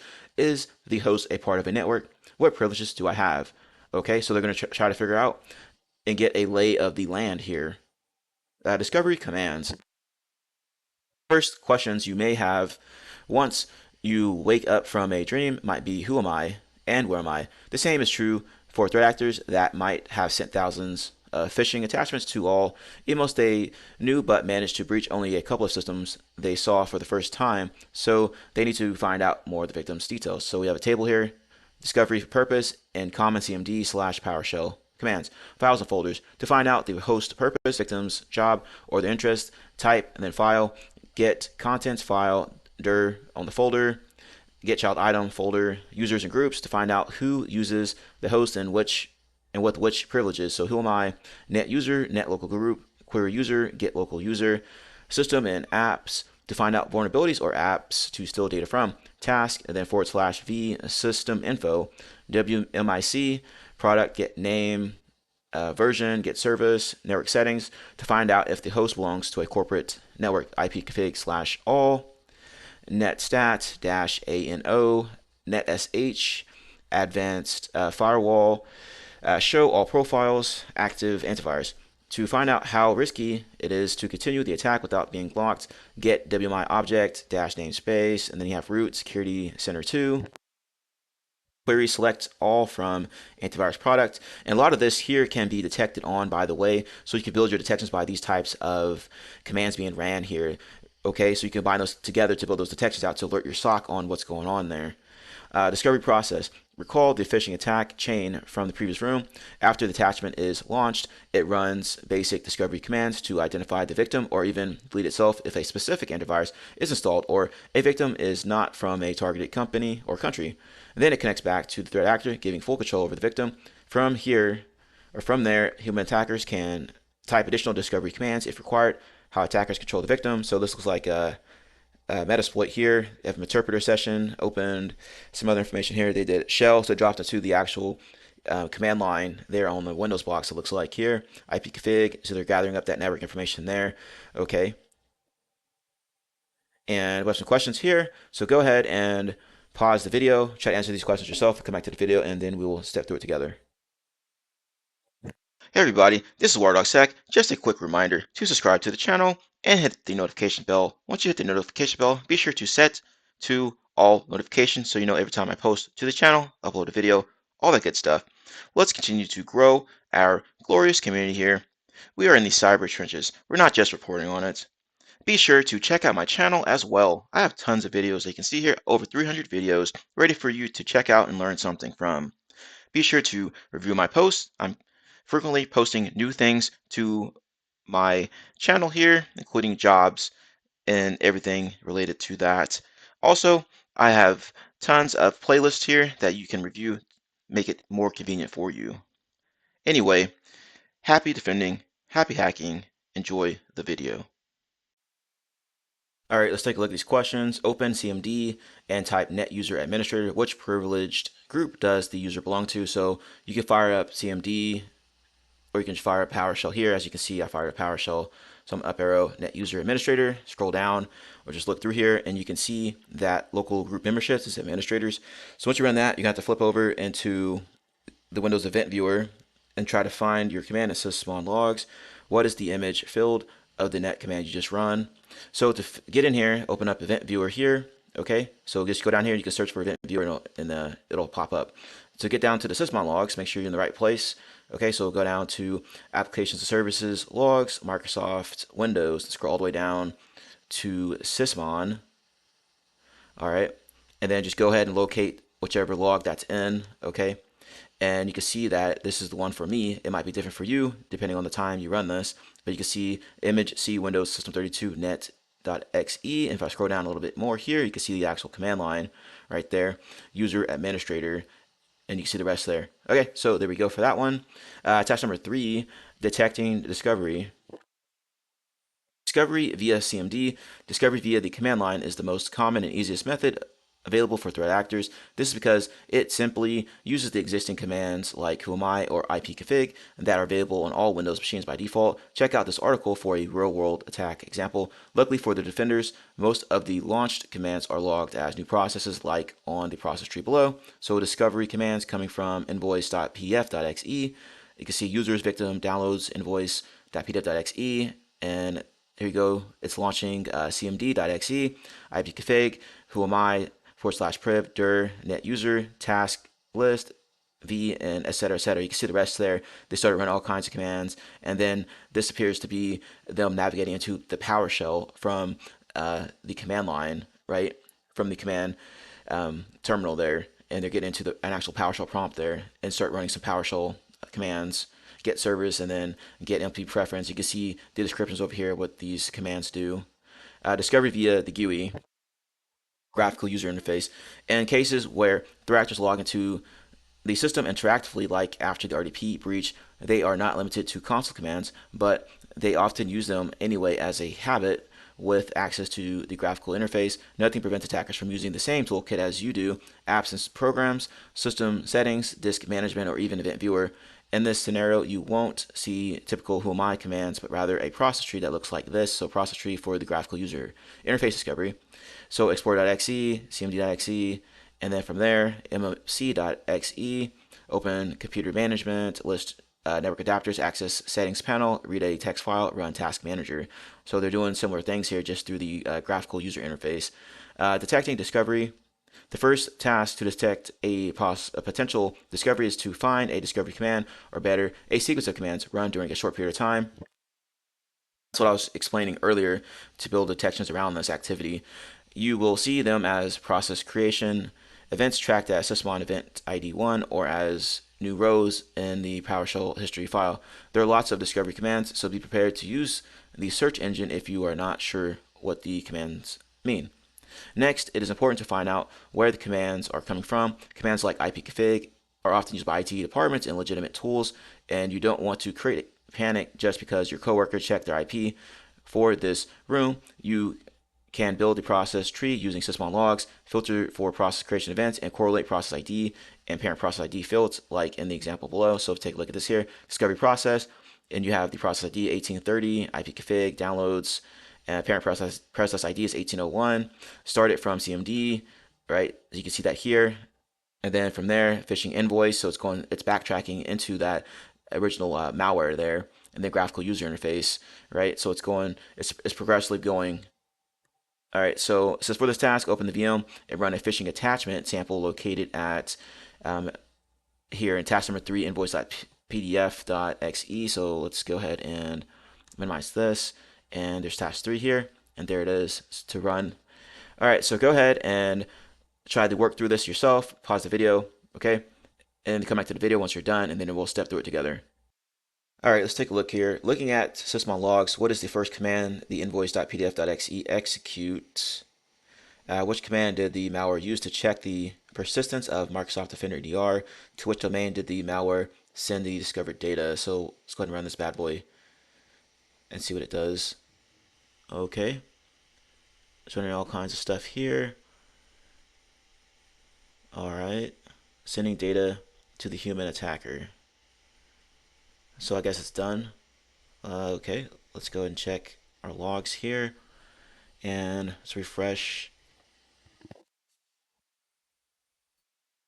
All right, so let's take a look at this here and see what's going on.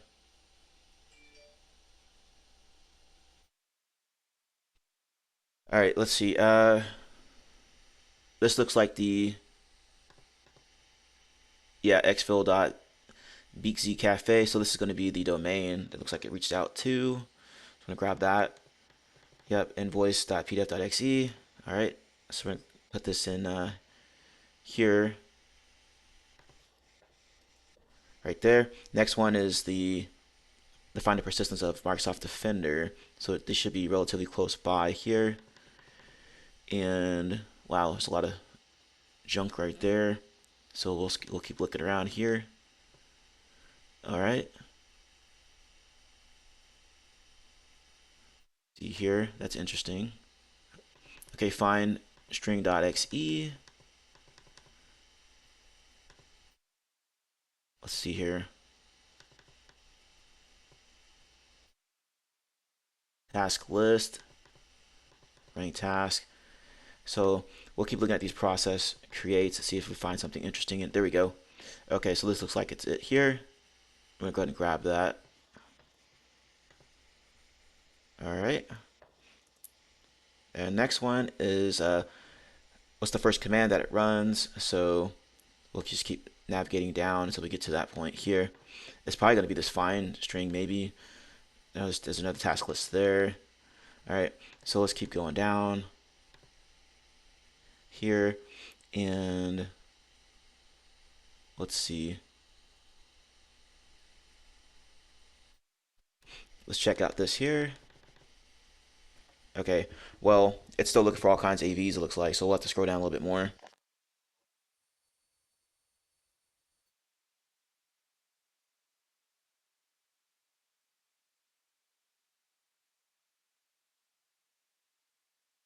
Okay, so I think we're getting a bit closer here. Let's see what this says. Nothing interesting there.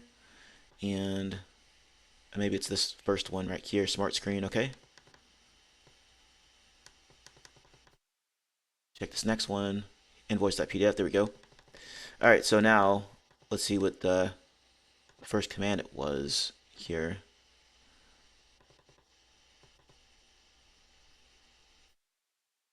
Who am I? There we go. This looks like the first one it ran, so we're gonna grab that, plug it in, bam. And it even said that up here when they initially get onto the box, they'll do that who am I to check out that information, right? So if you scroll back up here where it starts talking about that information, users and groups, who am I was listed there, right there.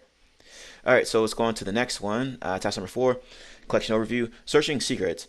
Continuing our scenario, what would the criminals do after they explored all rooms in the apartment, found out who the owner is, what variables they hide, and what traps are in place? They grab the actual treasure, something that can be sold or is valuable for the threat actors. This process involves 3 more MITRE tactics: collection, credential access, and exfiltration. To make it simpler, let's treat credential access as part of collection. So number 1, you got the director there, collection. Number 2, exfiltration, actor controlled server. And so as one's going through here, it's collecting all kinds of stuff, access keys, confidential data, web sessions, stolen data.zip, and it's exfilling that back to the actual C2 server, which is controlled by the threat actor. Collection targets. The targets drastically differ depending on the attacker's goals. Some adversaries hunt personal information like images or chat conversations. Others look for crypto wallets, gaming, or banking accounts. And advanced groups just use the victim to access the corporate network, hoping for a full-scale ransomware encryption. And note that while Most of the sensitive data is stored as simple files. The secrets can also be hidden in the registry or in process memory. You can review the common collection targets in the code below. Let's look at this goal blackmail victim, photos, chats, browser history. So we're looking at users, app data, roaming signal. Another one here, app data, local, Google Chrome user, default history. Next one is still money, web banking sessions, crypto wallets. We're looking at this Bitcoin, the wallet.dat, and then user inside of Chrome, and then look for cookies. Okay, that makes sense. Still corporate data, SSH credentials, databases. Okay, of course, they're gonna get this .ssh area here, and then Microsoft SQL information there. Exfiltrating data. Data collection can be performed automatically via scripts or manually by human threat actors. For scripts, the whole process usually takes less than a minute, but it may take hours for the attacker to find and review interesting files. Still, both methods should eventually end with exfiltration, uploading stolen data to a controller server. Here, threat actors can be very creative to avoid detection. They often exfiltrate stolen data to Dropbox, Mega, Amazon S3 buckets, or other trusted cloud storage services. More examples there if you want to check that out. Exfiltrate stolen data to known code repositories like GitHub or messengers like Telegram and other examples right there. Or just create a trustworthy looking domain like windows-updates.com and send the data there. For this task, continue with the task VM and find the data to collect here. Okay, so let's see here. Let me refresh that since it's messing up again. All right, so we're going to go ahead and do the same thing as before. Pause the video and then try to go through these questions yourself. All right, and then come back to the video and we'll step through it together. All right, so good luck. All right, let's take a look at these questions. What is the Facebook password that the user saved in Chrome? So we're going to be looking at Chrome menu, passwords, and autofill, password manager, and I already have it pulled up here. All right, so I'm inside password manager, and you can see Facebook right there. So I'm going to click on that, and it's asking for a password to get into this. All right, so let's scroll back up here where we saw that information. I'm just going to copy that and throw it in here. There we go. So there's the username, and let's take a look at the password. There we go. I'm going to grab that and go scroll back down here, plug it in as our answer. There we go. Which interesting SSH key does the user store on the disk? Start your search from C users administrator, and I had that pulled up as well over here. So C users administrator, then .ssh, and then this should be it right here. So I'm going to go ahead and just click on rename here, and Control A, Control C, and then Control V. All right. What is the secret PDF file explaining TryHackMe's internal network? Look for the file in the desktop, downloads, and documents. All right, well, let's start over in documents. Nothing. Downloads. There we go. Awesome. And, all right, so we just need the actual name for it. Okay, then, users, TryHackMe. Nice. Very detailed there. Hey, sometimes you will come across environments that don't even have network diagrams. Okay, so I guess having something is better than nothing, right? Even if it looks like a kindergartner drew it or something. All right, so let's plug that in. Task number 5, detecting collection. Detecting collection. Same as with discovery, threat actors can use both command line and graphical interface options to review sensitive files. However, in collection, threat actors don't just check a system configuration, but rather look for specific files and folders shown in the previous task. Thus, you can detect access to the files by tracking commands like, so we have command example and description, notepad.exe, users, desktop finances -2025.csv. Threat actors use notepad to check content of the interesting file, CMD, type, debug logs, they're pipeline to find string, password, and they're sending that into temp passwords.txt, obviously looking for passwords. Director search for the password keyword in a specific file. PowerShell get child item, recurse filter.pdf, so they're looking for PDF files. Directors search for PDF files in the user's home directory. PowerShell copy, and they're copying roaming signal to temp. Directors copied signal chat history to the temp directory. Another one is PowerShell compress archive, so they're zipping it up, and they're putting it into this file here called stolendata.zip. Directors archived the stolen data, preparing for exfiltration. And then you have 7z.a.xe, instead of zipping up again, a different method using, looks like 7-zip here. Alternatively, directors can use the existing archiving software like 7-zip. Collection examples. During manual collection or when using scripts, you will see basic commands and processes covered in the previous task. In this incident, threat actors simply use Notepad and WordPad to open files of interest and then use 7-zip archive all files at once. All you may see from the screenshot, the actions were easily detected with Sysmon event ID 1. So looking at that closer, all kinds of stuff it looks like here. Data stealers. Collection performed by human threat actors is typical for breaches of big networks where the attacker knows their target and spends much time looking for data to steal. However, attacks targeting simple personal workstations rarely involve human attacker, and data collection is performed by a data stealer. Specialized malware to automate collection and exfiltration. For example, Gremlin Data Stealer, a single malicious file, steals VPN profiles, cryptocurrency wallets, and web browser sessions, Steam, Discord, and Telegram data, and even takes screenshots of the victim's host. You can read the details in this Unit 42 blog post. Unit 42 is awesome. I believe these are by Palo Alto. It's a threat intelligence, I think, their threat intelligence area.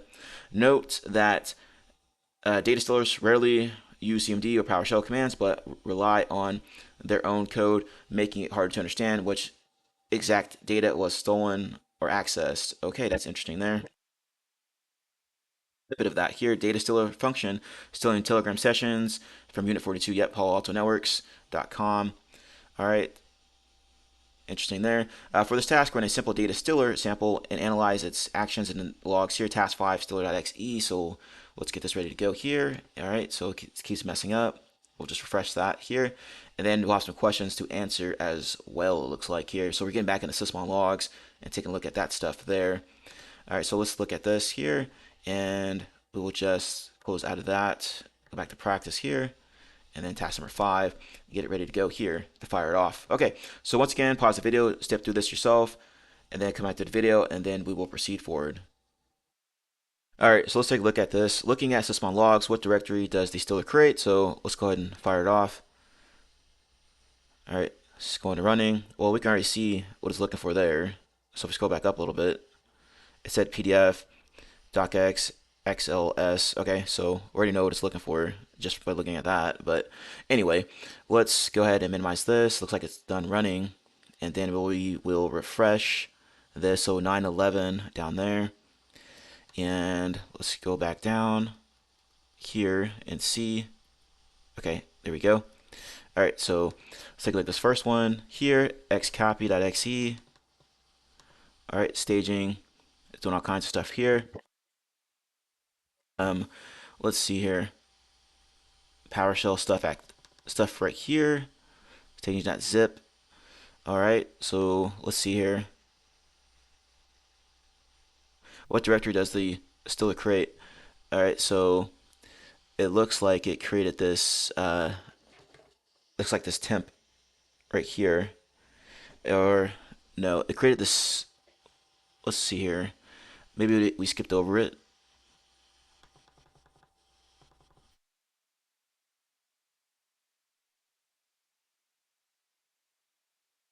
All right, so there should be a command inside of here somewhere. All right, there we go. Okay, temp staging, and then underscore 5F, whatever that is, right there is what we need to grab for this one. And oh, I grabbed it too much of it. So this should be it here. All right, so it's not. I didn't copy it correctly. Oh. All right, let's try this again. All right, so let's delete all this.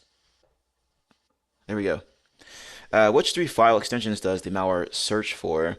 And we kind of already saw that in the command prompt that was up and running. Let's go ahead and follow along here and see. File creation, there's one here, it looks like. Something's firing off. Let's see here.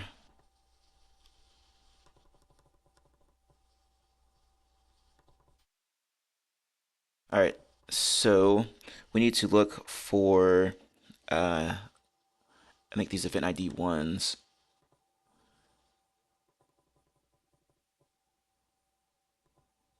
Okay, so it's doing some other stuff there. X copy, it's got to be in one of these areas here because it started using this X copy. So let's scroll back down a little bit more. I may have went past it while I was scrolling too fast. Okay, there it is, PDF, so that's one. And let's see what this other one is here, docx, and then this one should be the other one. Nope, docx again. And there we go, .xlxf, or x. So let's go ahead and plug this in. So we know the first one was an alphabetical order, so docx, PDF, and then xlsx. There we go. Which PowerShell commandlet does the malware use to get clipboard content? And let's go ahead and see if we can find that. It's probably right after this activity had happened here. All right, so let's scroll back up a little bit here. Xcopy stuff, CMD, and okay, okay, some PowerShell stuff here. Maybe that they were doing something here for it. Okay, they're compressing it, and let's see if there's anything else here. Maybe we scroll past it again. File create, DNS query. Well, we'll probably have to grab this here eventually. All right, so it looks like we may have scrolled past it. So let's back it up a little bit here. CMD. And actually, it said clipboard, so I'm just going to see if I can just search on that. Maybe clip. Okay, let's see what this says. Double click that. Okay, clipboard.txt. There we go. All right, so this looks like it's it here. PowerShell command, get clipboard. Grab that, plug it in here. Which domain does the malware exfiltrate data to? And we saw that, and I think it was like one of the last ones here, right? So if we go back up here, DNS query, it's probably gonna be under here somewhere. Okay, there we go. Awesome. All right. That find comes in very handy whenever you need to search for specific things, right? So if we wanted to just know about file extensions, maybe we just throw one in there at random and see if anything came back. So like PDF or something. Oops, PDF. And there you go. It brought one of them back already. Just take a look at it and see what's in there. Network diagram PDF. This may have been something I just, okay, yeah, Xcopy stuff here. So it looks like it may have been grabbing that as well. So grab quite a few things here, and then of course the dot X here, and that'll go down to one of those items here for Xcopy as well. So what was this one here? Okay. All right. Well, we get the gist of it, right? So let's go back over here, and then we'll go to task number 6, ingress tool transfer. Recall the previous room explaining how attacks start not from a fully functional malware, but from a tiny phishing attachment or from an RDP session without any red team tools.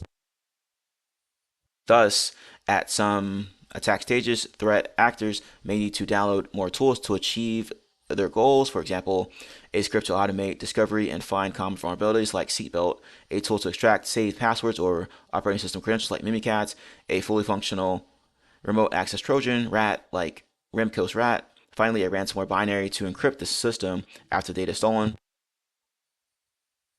The process of downloading additional malware to the breached system is mapped to the MITRE ingress tool transfer technique, and it is used in the majority of breaches.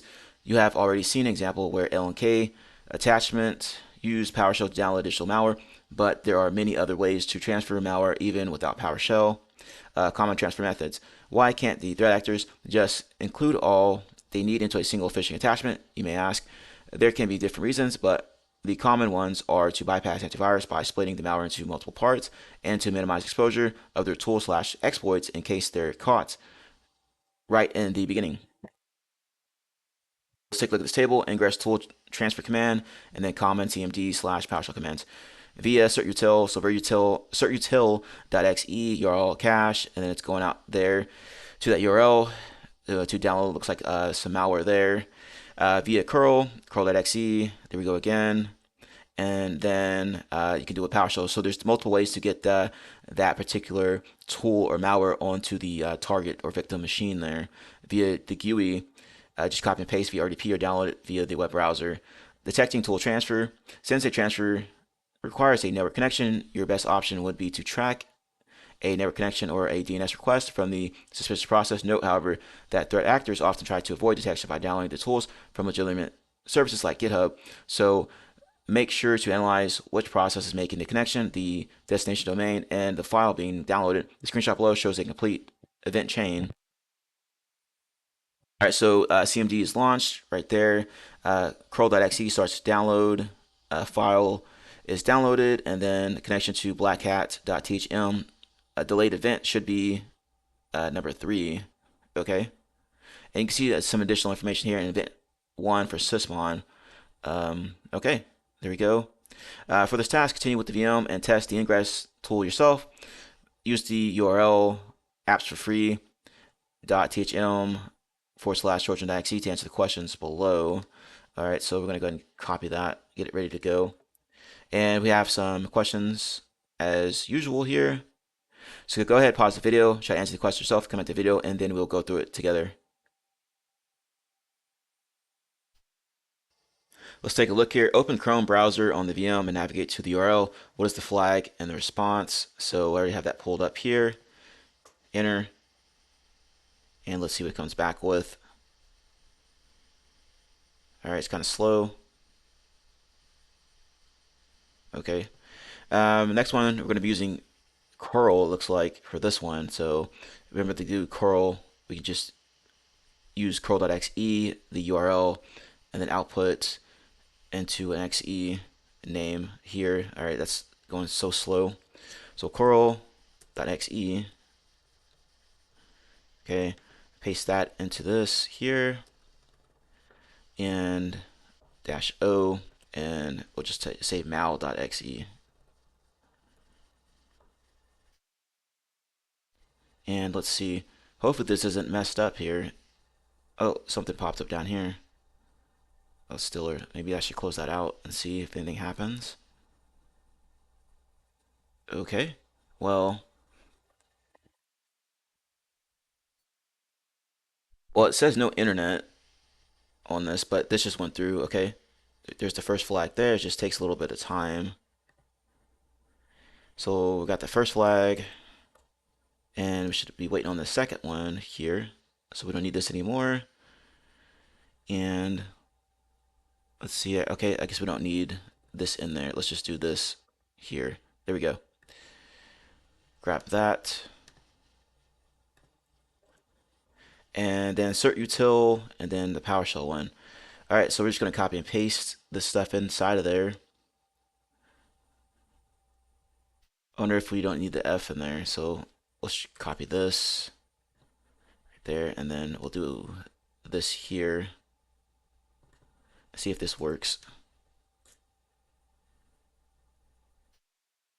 All right, I guess you do need to have that in there.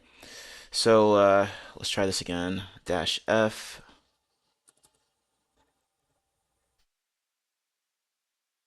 I can type correctly. There we go. So we'll grab this here. We'll grab this first part and then grab the second part here since it's split up like that. All right.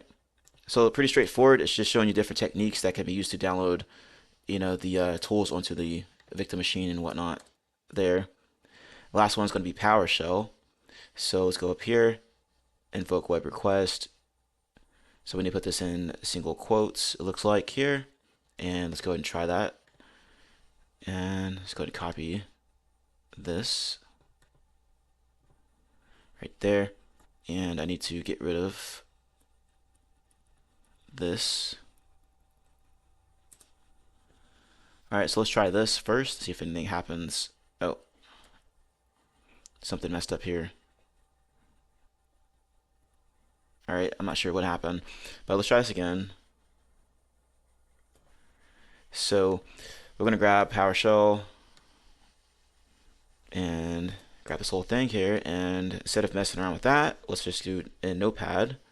Make this a lot easier. And then we'll just replace this here. Okay, grab it here and then get rid of all this stuff. There we go. Now let's try it. Put all this stuff out, make it nice and clean. Alright, and I guess you do have to have that at the end. Alright, whatever. So we'll grab this and just call it this here. Wrap it up.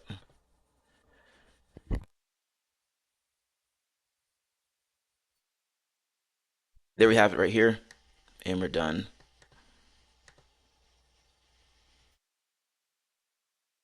Awesome. Okay, so task number 7, conclusion. Congratulations on completing the room. It is hard work keeping all the stages and commands in mind, but knowing what happens after initial access is vital to hunt down the threat before it can cause a major impact. Key takeaways. Discovery usually happens immediately after initial access and can be detected with Sysmon. Discovery focuses on identifying the victim, but collection focuses on acquiring sensitive data. At any time of the attack, threat actors can exfiltrate the stolen data or download new malware. Threat actors do not start with all the tools they need, but download new malware only if necessary. I am ready to continue the journey. Awesome. So we learned quite a bit here in this room, and hopefully you're looking forward to the next room, which is the Windows Threat Detection 3, I believe. And if you want to help support the channel, if you're enjoying the content, be sure to like, comment, share, subscribe, and hit that notification bell so you know every time I upload to the channel. Happy hacking, happy defending. I'll see you later, and stay safe in these cyber trenches.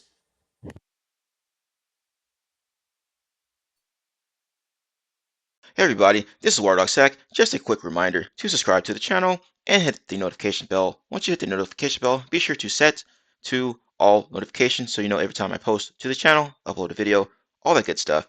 Let's continue to grow our glorious community here. We are in the cyber trenches. We're not just reporting on it. Be sure to check out my channel as well. I have tons of videos that you can see here, over 300 videos ready for you to check out and learn something from. Be sure to review my posts. I'm frequently posting new things to my channel here, including jobs and everything related to that. Also, I have tons of playlists here that you can review, make it more convenient for you. Anyway, happy defending, happy hacking, enjoy the video. Hey everybody, welcome back to my channel. This is WireDogSec back with another video for you guys. Today's video, we are in TryHackMe. This is the SOC Level 1 learning path. This is the Windows Security Monitoring module. This is the Windows Threat Detection 3 room. Learn how threat actors manage to maintain access to the breached Windows host. So let's see what they're cooking with today. Introduction. What if attackers aren't satisfied with just breaching the host, but aim to establish control and use the system as a starting point for future operations? This room completes your Windows threat detection journey and explores how a compromised host can be part of a larger attack, focusing on 3 tactics: command and control, persistence, and impact. Learning objectives. Remind the concept of command and control, or C2 for short. Learn why and how threat actors maintain control of their victims. Use Windows event logs to uncover various persistence methods. See how the learned techniques work in a hands-on environment. Prerequisites. Recall the basics of MITRE tactics and Windows logs. Complete Windows Threat Detection 1 and 2 rooms.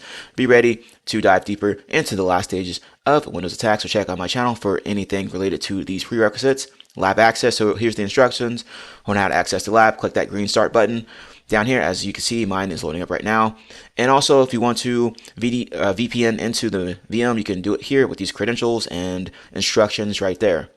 Okay, so let's go. But before we dive into it, if you want to help support the channel, be sure to like, comment, share, subscribe, and hit that notification bell so you know every time I upload to the channel. Without further delay, let's go ahead and dive into it.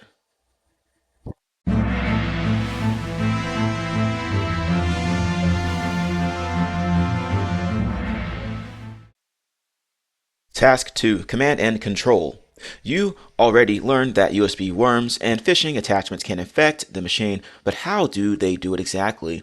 How do threat actors send the commands and keep control of the victim's host? This task will shed light on this topic and explore command and control C2 MITRE tactic. Attacks without C2. In some cases, C2 is not needed at all. For example, threat actors can type their commands directly in the RDP session after an RDP breach, since this method becomes unavailable as soon as RDP is closed or secured.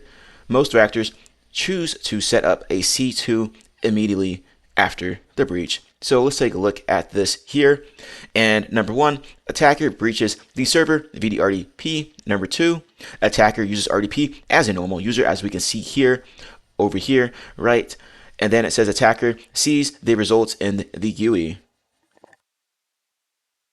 See that they are going in and looks like they're setting up some things inside of here. Right, so they're going to go in and they're going to set up that C2 backdoor perhaps and try to maintain that persistence mechanism. Let's go ahead and continue on here. Simplest C2. For other initial access methods, threat actors can't simply use RDP every time. They need to run a command, so they need some process that connects back to the attackers and waits for their commands 24/7. In the simplest case, the phishing attachment will be that process and establish the command and control channel, like on the Cobalt C2 screenshot below. In more advanced cases, the attachment won't immediately connect back, but rather download an additional C2 malware, hide it in a folder like ctemp, and run it as a new stealthy process. This method is beneficial to keep the attack going if the victim decides to delete the original attachment. See how it worked in the recent ransomware cases and during APT29 phishing campaign. So let's take a look at this. Attacker sends a phishing attachment, victim opens it, and it connects to C2. As we can see here on the side, it's a Cobalt Strike interface, it looks like. All right, so it says beacon here, shell, dir. You can see they are already on the system, right? And let's go over here. Number 3, attacker controls the victims from the C2 panel. Awesome. For this task, access the attached VM and detect the C2 setup using Sysmon logs located here. See users administrator desktop practice task 2 sysmon.evtx. So let's go over here and let's go to practice and let's see what's inside of here. Okay, and then it says it's going to be under task 2, of course, and then there we go. Oh, urgent.zip. I wonder what's going to be in there. Let's go ahead and fire this up. Hopefully this does not slowly load up. Okay, number of events 23, so this shouldn't be too difficult to sift through and try to answer these questions. Okay, so let's see if it fires up. All right, it's still going to load. Anyway, so y'all know what to do. Go ahead and pause the video, try to answer these questions yourself, comment to the video, and then we will step through the process together. Hey everybody, this is WireDogSec. Just a quick reminder to subscribe to the channel and hit the notification bell. Once you hit the notification bell, be sure to set to all notifications so you know every time I post to the channel, upload a video, all that good stuff. Let's continue to grow our glorious community here. We are in the cyber trenches. We're not just reporting on it. Be sure to check out my channel as well. I have tons of videos that you can see here, over 300 videos ready for you to check out and learn something from. Be sure to review my posts. I'm frequently posting new things to my channel here, including jobs and everything related to that. Also, I have tons of playlists here that you can review, make it more convenient for you. Anyway, happy defending, happy hacking, enjoy the video. Let's take a look at these questions. Which suspicious archive did the user download? Where did the attackers hide the C2 malware? And what is the domain of the command and control server? So we have the Sysmon logs fired up. And for that last one, you can quickly see that here under event ID 22, DNS query. So that first one, you can already see that there's a funky looking domain here that it's reaching out to. And you can see that this update.exe appears to be in question as well. So maybe that's some other information you can pivot off on. But anyway, so go ahead and grab that one here, as that domain is going to be reaching out to that C2 domain. Plug it in as your answer for that last one there. Okay, so now we need to find an archive, which is going to be most likely a zip file of some sort, right?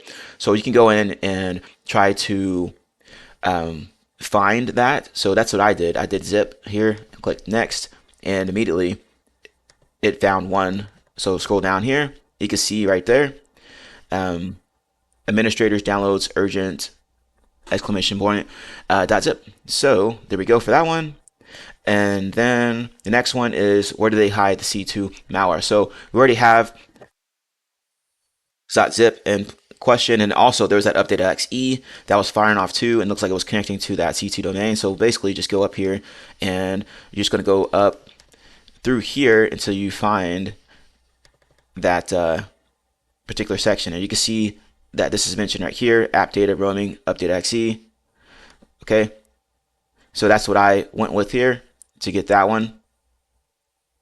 And you can also check a few other things here if you're interested in that, but I just basically just went off of the next one. So just go through and just basically you can just up arrow through these to navigate through, and you can see step by step what happened here, where they downloaded it from, and all that stuff.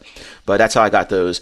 All right, so we're done with that. So we know that they downloaded the .zip here, unarchived it, and then from there it launched this update.exe, and then from there it started connecting to this command and control server, as we can see here in these Sysmon logs, right? All right, so looks like we're done with this here, and let's go ahead and continue on to the next one. Task number 3, persistence overview. Data stealer infections usually have a very short lifespan.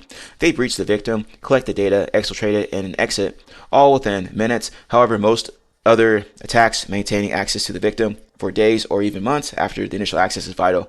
The tactic of maintaining reliable, long-term access to the target that can survive reboots and password changes is called persistence, a big and interesting topic that you will discover soon. Earlier we were talking about the RDP stuff, and they were doing that initial access, and now we're going to get into the actual persistence. Okay, so let's take a look at this here. Number 1, short-term access, initial access. User reboots the system, stops malware, system update fixes the exploited vulnerability, IT changes the password of a breached RDP user. Okay, there's the victim machine here. 2, backdoor creation, persistence. 3, persistent long-term access. All right. Persisting via RDP. Many Windows breaches happen because of the exposed server's RDP with a weak password, a vulnerable mail server, or a misconfigured web app. For such scenarios, the threat actors can access the machine via the same exposed service over and over again until the vulnerability is fixed. Still, threat actors often deploy an additional persistence method. For example, create an additional hidden vulnerability in the breach service, example, a backdoor or a web shell.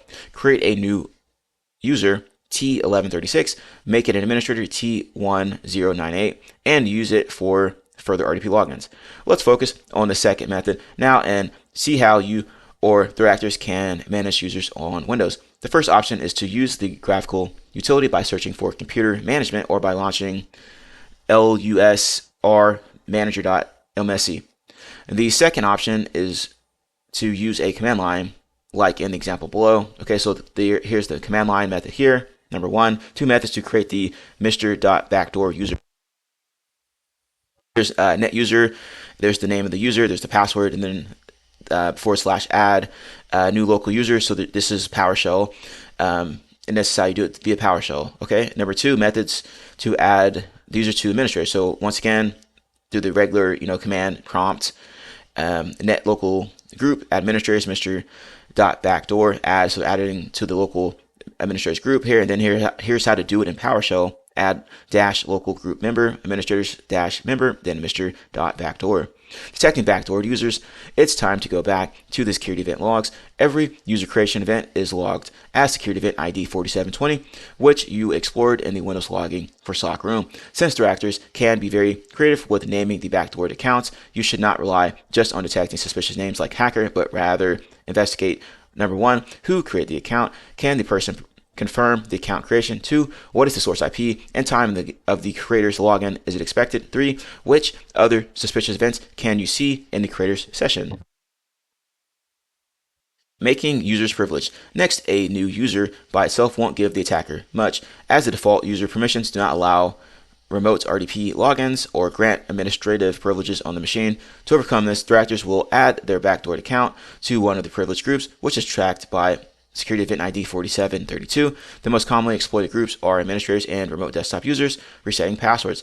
Lastly, In more advanced cases, directors may simply reset the password of some old or unused account and use it instead of creating a new one. You can detect it with security event ID 4724. In summary, below you can see how the described event IDs look. Okay, so we have 4720 right here. A user account was created. You can see information related to that right there. And then security event ID 4732, a member was added to a security group. There's information of what that would look like in the logs. Security event ID 4724, an attempt to reset an account's password. You can see how that looks down there. So take a minute or two to digest that information.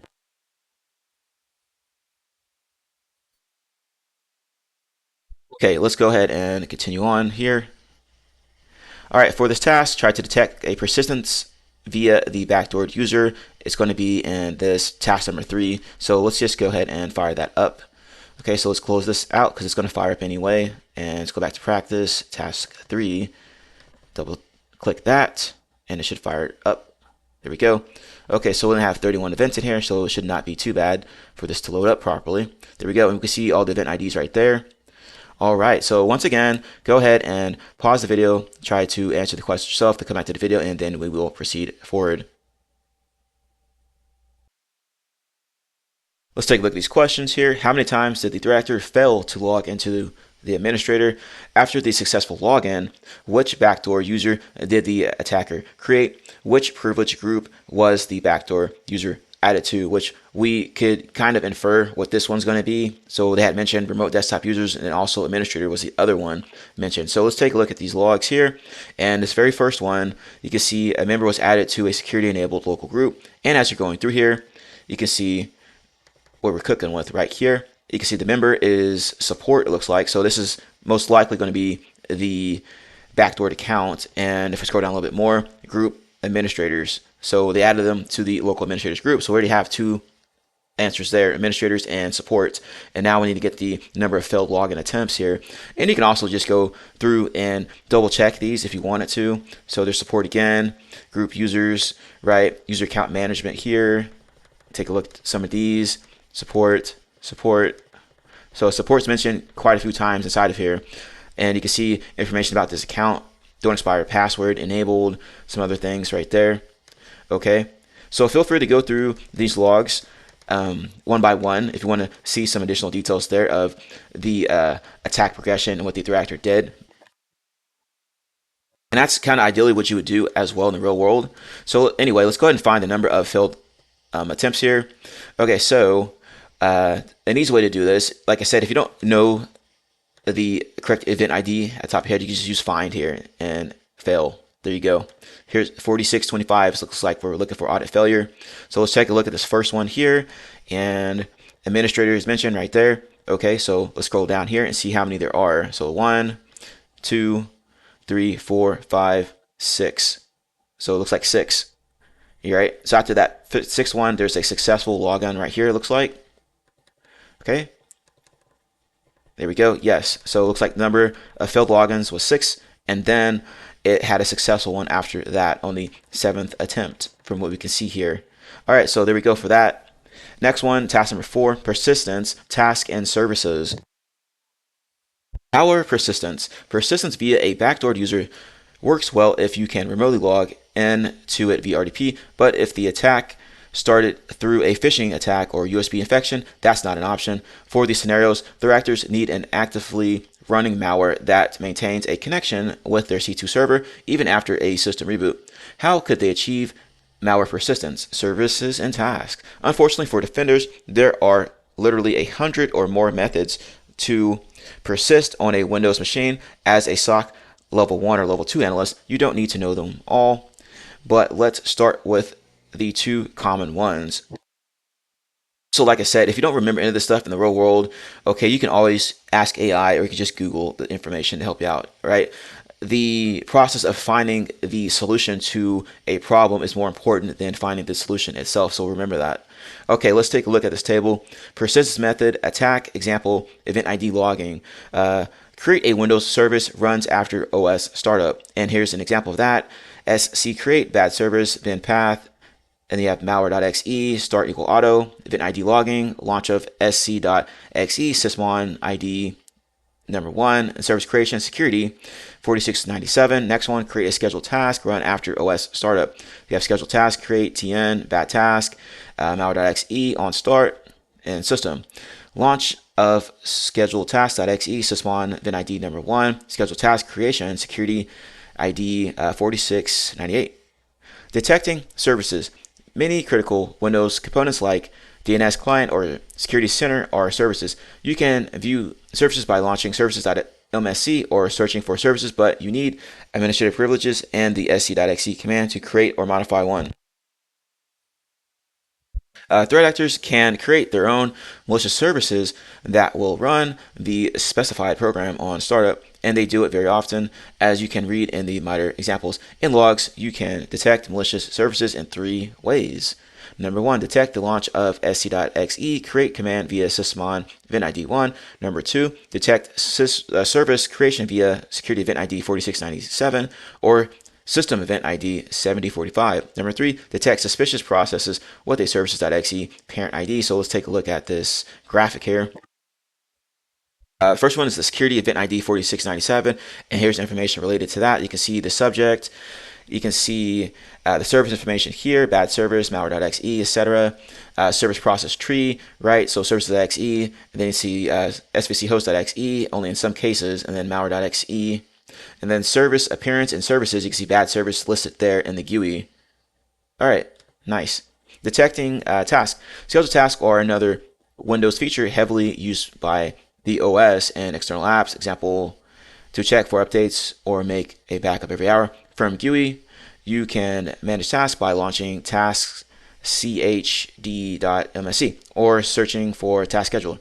From the command line, you can use the scheduled task.exe command. Unlike services, scheduled tasks are very easy to configure and hide, which is why they are the most common persistent method by threat actors, like in these APT28 and APT41 attacks. Similar to services, you can detect scheduled tasks in 3 ways. Number 1, detect the launch of the scheduled task.exe/create command via Sysmon VIN ID 1. Detect and analyze scheduled task creation events via security VIN ID 4698, and detect suspicious processes with a svc host.exe -s schedule parent. So here's another graphic of this here. Security VIN ID 4698, task process tree, right, and then task appearance and task scheduler if we were to look in there. Okay, awesome. So looks like the next one we're going to be looking at here, and it says the attackers left 2 backdoors and restored the system. Can you uncover them all using security and Sysmon logs? So this is going to be in practice task 4. So let's go ahead and fire that up, right? So let's go back to practice task 4, and there's 2 in here. So we have security and Sysmon. All right. So I guess we go ahead and fire up both of these and see here. So this is security, and then we got Sysmon right there. Okay, so now that we have both of these fired up, we can probably just cruise through these. All right, so go ahead and once again, pause the video, try to answer these questions yourself, comment to the video, and then we will proceed forward. All right, let's take a look at these questions. Which Windows service was created to persist the Nessie malware? And then which scheduled task was created to persist the Troy malware? So we have Nessie and Troy. And let's see here, Windows service. So we could look for 4697 and then scheduled task 4698. So I'm looking at the security all time right here, and we can filter on current logs. So we need to get the first one, so 4697, let's filter on that. 4697, enter. Now we just see those here. And as you're sifting through here, you'll come across it eventually. Right, so there's Nessie right there. You can see it's located Windows help Nessie.exe and then data protection service. So there's that one. Next one is for this Troy one. So now we can sift on or search on 4698 perhaps. So let's clear this out. And 4698. So let's try that. if I could type 4698, enter. And now we can sift through these and try to determine where that is. Right off the bat, we can see one right here, Amazon Sync is mentioned. Okay. And see if there's any other information in here that could be value. Right there, Troy's mentioned. You can see it's located here, program files, common files, Troy. Okay, so there's that one. And then the last one, what flag do you get after finding and running the Troy malware? So it's probably going to be in this location right here. So let's go ahead and do that. Let's go ahead and copy this right here. Control C, File Explorer. Okay, and then I'm just going to paste that in there. And there it is. So let's fire this off, see what we get. Okay. Oh, okay. What was my parent process? My parent command line. Okay. I'm not sure if that's supposed to, if that was in the log somewhere. Let's see here. And see if we could find that somewhere.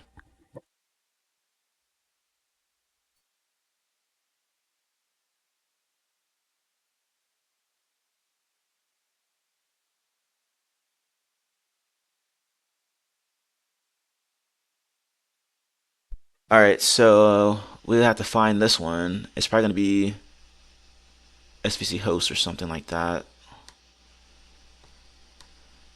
And I'm not sure if it's in this or if we need to get out of this here. So let's see here, 71009. Let's clear this out. Try to find that real quick. All right, so this appears to be it that we were just in. Let's double check here. Let's see.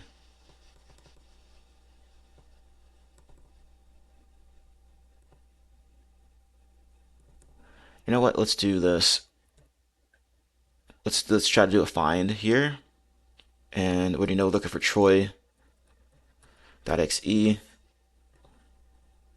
Okay, that didn't work. Let's just try Troy. All right, there we go. So let's double check, make sure. Okay, Amazon Sync here, and I'm probably just overlooking it inside of here somewhere. What's all this stuff here? Schedule tasks created. All right, so for this one, we got to flip over to the Sysmon after reboot logs here, and I just did a Control F or find here on Troy, right? So this one pulled up here, and this appears to be what we're looking for. All right, so event ID 1, process create, and as we're scrolling through here, all right, you can see it's mentioned right here, C, program files, common files, Troy.exe-d, and scroll down a little bit further, you can see the actual parent command line stuff right there. So we're going to copy and paste that in there and see if that's what they are looking for. All right, there we go. Got the flag. Control C and done. All right, awesome. So we got the flag for that one. Let's go on to the next task, number 5. Persistence, run, keys, and startup. Services and scheduled tasks are typically run on system reboot or system boot and require administrative privileges to configure. However, what if a program has to run only when a specific user logs in? For such cases, Windows provides a few per user persistent methods that are actively used by both legitimate tools and malware. Let's take a look at this table. Persistent method, attack example, event ID logging. Add malware to start a folder, runs upon user login. So here's an example of that. Copy C, and you have malware.exe, and it's copying into app data, Microsoft Windows. Start menu, program, startup, malware.exe. Event ID logging, new startup item, Sysmon, event ID 11. Next one, add malware to run keys, runs upon user logon or login. And reg, add HKCU, software, Microsoft Windows, current version, run, and then bad key, and reg, SZ, D, and then you have C, malware.exe, new registry value, Sysmon, event ID 13. So looks like you're going to be looking at Sysmon event IDs 11 and 13 for this one. Detecting startup. The startup folder was meant to be an easy way for inexperienced users to configure programs to run on login. You simply open the startup folder, move your program or program shortcut there, and see how it automatically starts upon your future logins. You can access your startup folder via the path below. So FC users, and then the name of the user, app data, roaming, Microsoft Windows startup, menu, program startup. Or for all users, see Program Data, Microsoft Windows Start menu, Programs Startup. The startup folder is not a common choice for legitimate programs, so usually the folder is still empty. Still, threat actors often put their malware there, Luma Stiller example, and you can detect it by monitoring file creation events Sysmon event ID 11 inside the start folder. Also note that the programs launched via startup will have an explorer.exe parent, so it may be hard to differentiate them from legitimate user activity or attacks you learned in Windows Threat Detection 1. And here's a graphic of this here. Sysmon event ID 11, so if user Bob, process ID 5928, and you can see user Bob downloads invoice.pdf.exe file or target file name. You can see it's putting it here in that startup folder there, startup process tree, explore.exe, and it's going to that malware.exe in that startup folder, and malware parents and start folder if you're looking at it through File Explorer. All right, detecting run keys. Run key persistence is very similar to startup folder. They even share a single MITRE technique. The only difference is how the entries are added there. Instead of just copying the program to the start folder, you need to create a new value in the run Windows registry and put the path to your program there. So here's an example here: HKey current user software Microsoft Windows current version and run, or for all users, HKey local machine software Microsoft Windows current version run. To view the run entries, you can launch the regedit.exe or search for registry editor and go to the path shown above. To detect the malicious entry from logs, you can monitor registry change event Sysmon event ID 13 affecting the run key. So let's take a look at this graphic here. Sysmon event ID 13, and here's the information about that here. Here's the image. See users Bob downloads invoice.pdf.exe, and there's the target object here, that run key, bad run key, and then details is that malware.exe. Here's the process tree for that, explorer.exe and malware.exe, and here is what it looks like in regedit or registry editor right there. Okay, so let's see here. I guess we can go ahead and take a look at that if we wanted to, right? If we want to just go ahead and just, well, we can just fire up. Let's get out of this here because we're probably going to open up some new logs. So let's check that real quick. So all the tools you know to uncover the newly created or newly learned backdoors. So desktop practice task 5, and let's go ahead and go to that here. And there's 2. Okay, so there's 2 more here. All right, so let's go ahead and open these bad boys up, and we're probably getting the registry editor, which is down here. We just click on that. Okay, and I think we could just type it in there. So let's see here. They were looking at current user, this one here, it looks like. So let's just copy and paste this over and see if we get anything. There we go. Okay. Kitten.exe, so that's already looks suspicious here. Basket. All right. So once again, go ahead and pause the video and try to answer the questions yourself. Come back to the video, and then we'll step through it together. Let's take a look at these questions. Okay, I kind of went backwards because we already found the kitten registry key in there. So I'm just going to go to that real quick in registry editor, right? So we found it here, and then we also have the location where it is. So see users public, and then that's where it is. So open up File Explorer and just navigate to that. And you can see we're inside of there. See users public, there's kitten.exe, and just run it, and then you will get the flag after you enter this information here. Not so fast. What is my run key named? Okay, and we can see that right there. It's named basket, right? So basket is the answer for that one, right? So just type in basket. If I can spell basket, and there we go. So we got the flag for that one. So we can just close out of this here. So we're done with kitten. Next one, we define the ones for Odin. What is the parent process image of the Odin malware? So for this one, I just looked at the after reboot one. Okay, so we're inside of here, and all I did was did a find on it. Okay, you can also look for obviously the correct event ID. So I hit find a couple times, and you can see there's 2 entries. So I took a look at both of these entries inside of here. Event ID 1's process create. So here's the first one right here. You can see that it's putting it here, it looks like right there. So just take note of that. I'm going to go ahead and just copy this area right here. I might have to use it later. Odin .cmd is going to be the name of that file, but we need to find that parent process ID.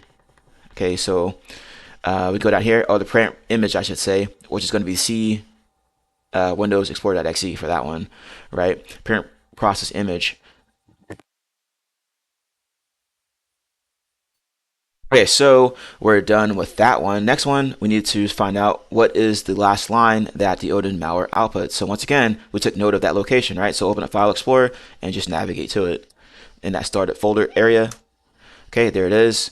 Once you run it, it's going to run super fast. Okay, as you can see at the end, it said doing bad stuff right there. You can also open it up here, right click it and edit here, and you can grab it out of here. Right output. Done doing bad stuff right there. So you're done.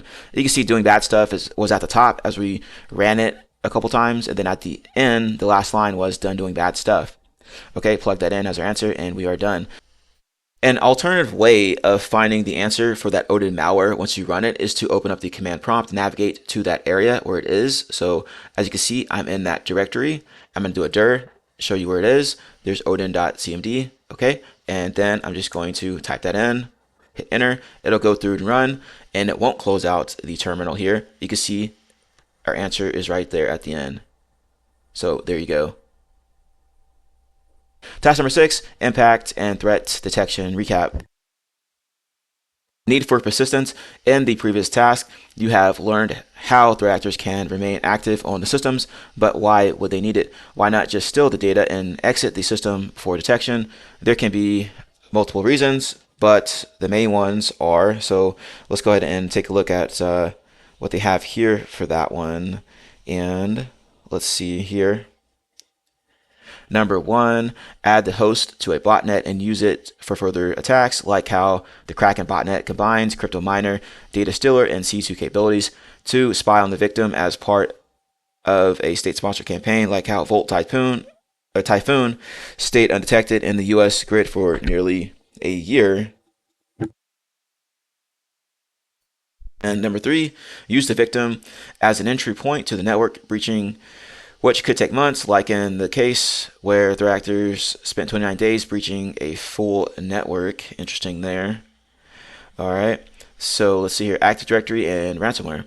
Let's take a closer look at the third point. In most cases, a Windows network means a large Active Directory that brings its own attacks, detections, and threats, the main one being ransomware. Ransomware scares businesses the most. Why? Because it can bring entire businesses to a halt, as it did for McLaren hospitals, affecting 743,000 patients. Just imagine seeing your servers encrypted, data stolen, and ransom notes automatically printed on all office printers. You can see that here.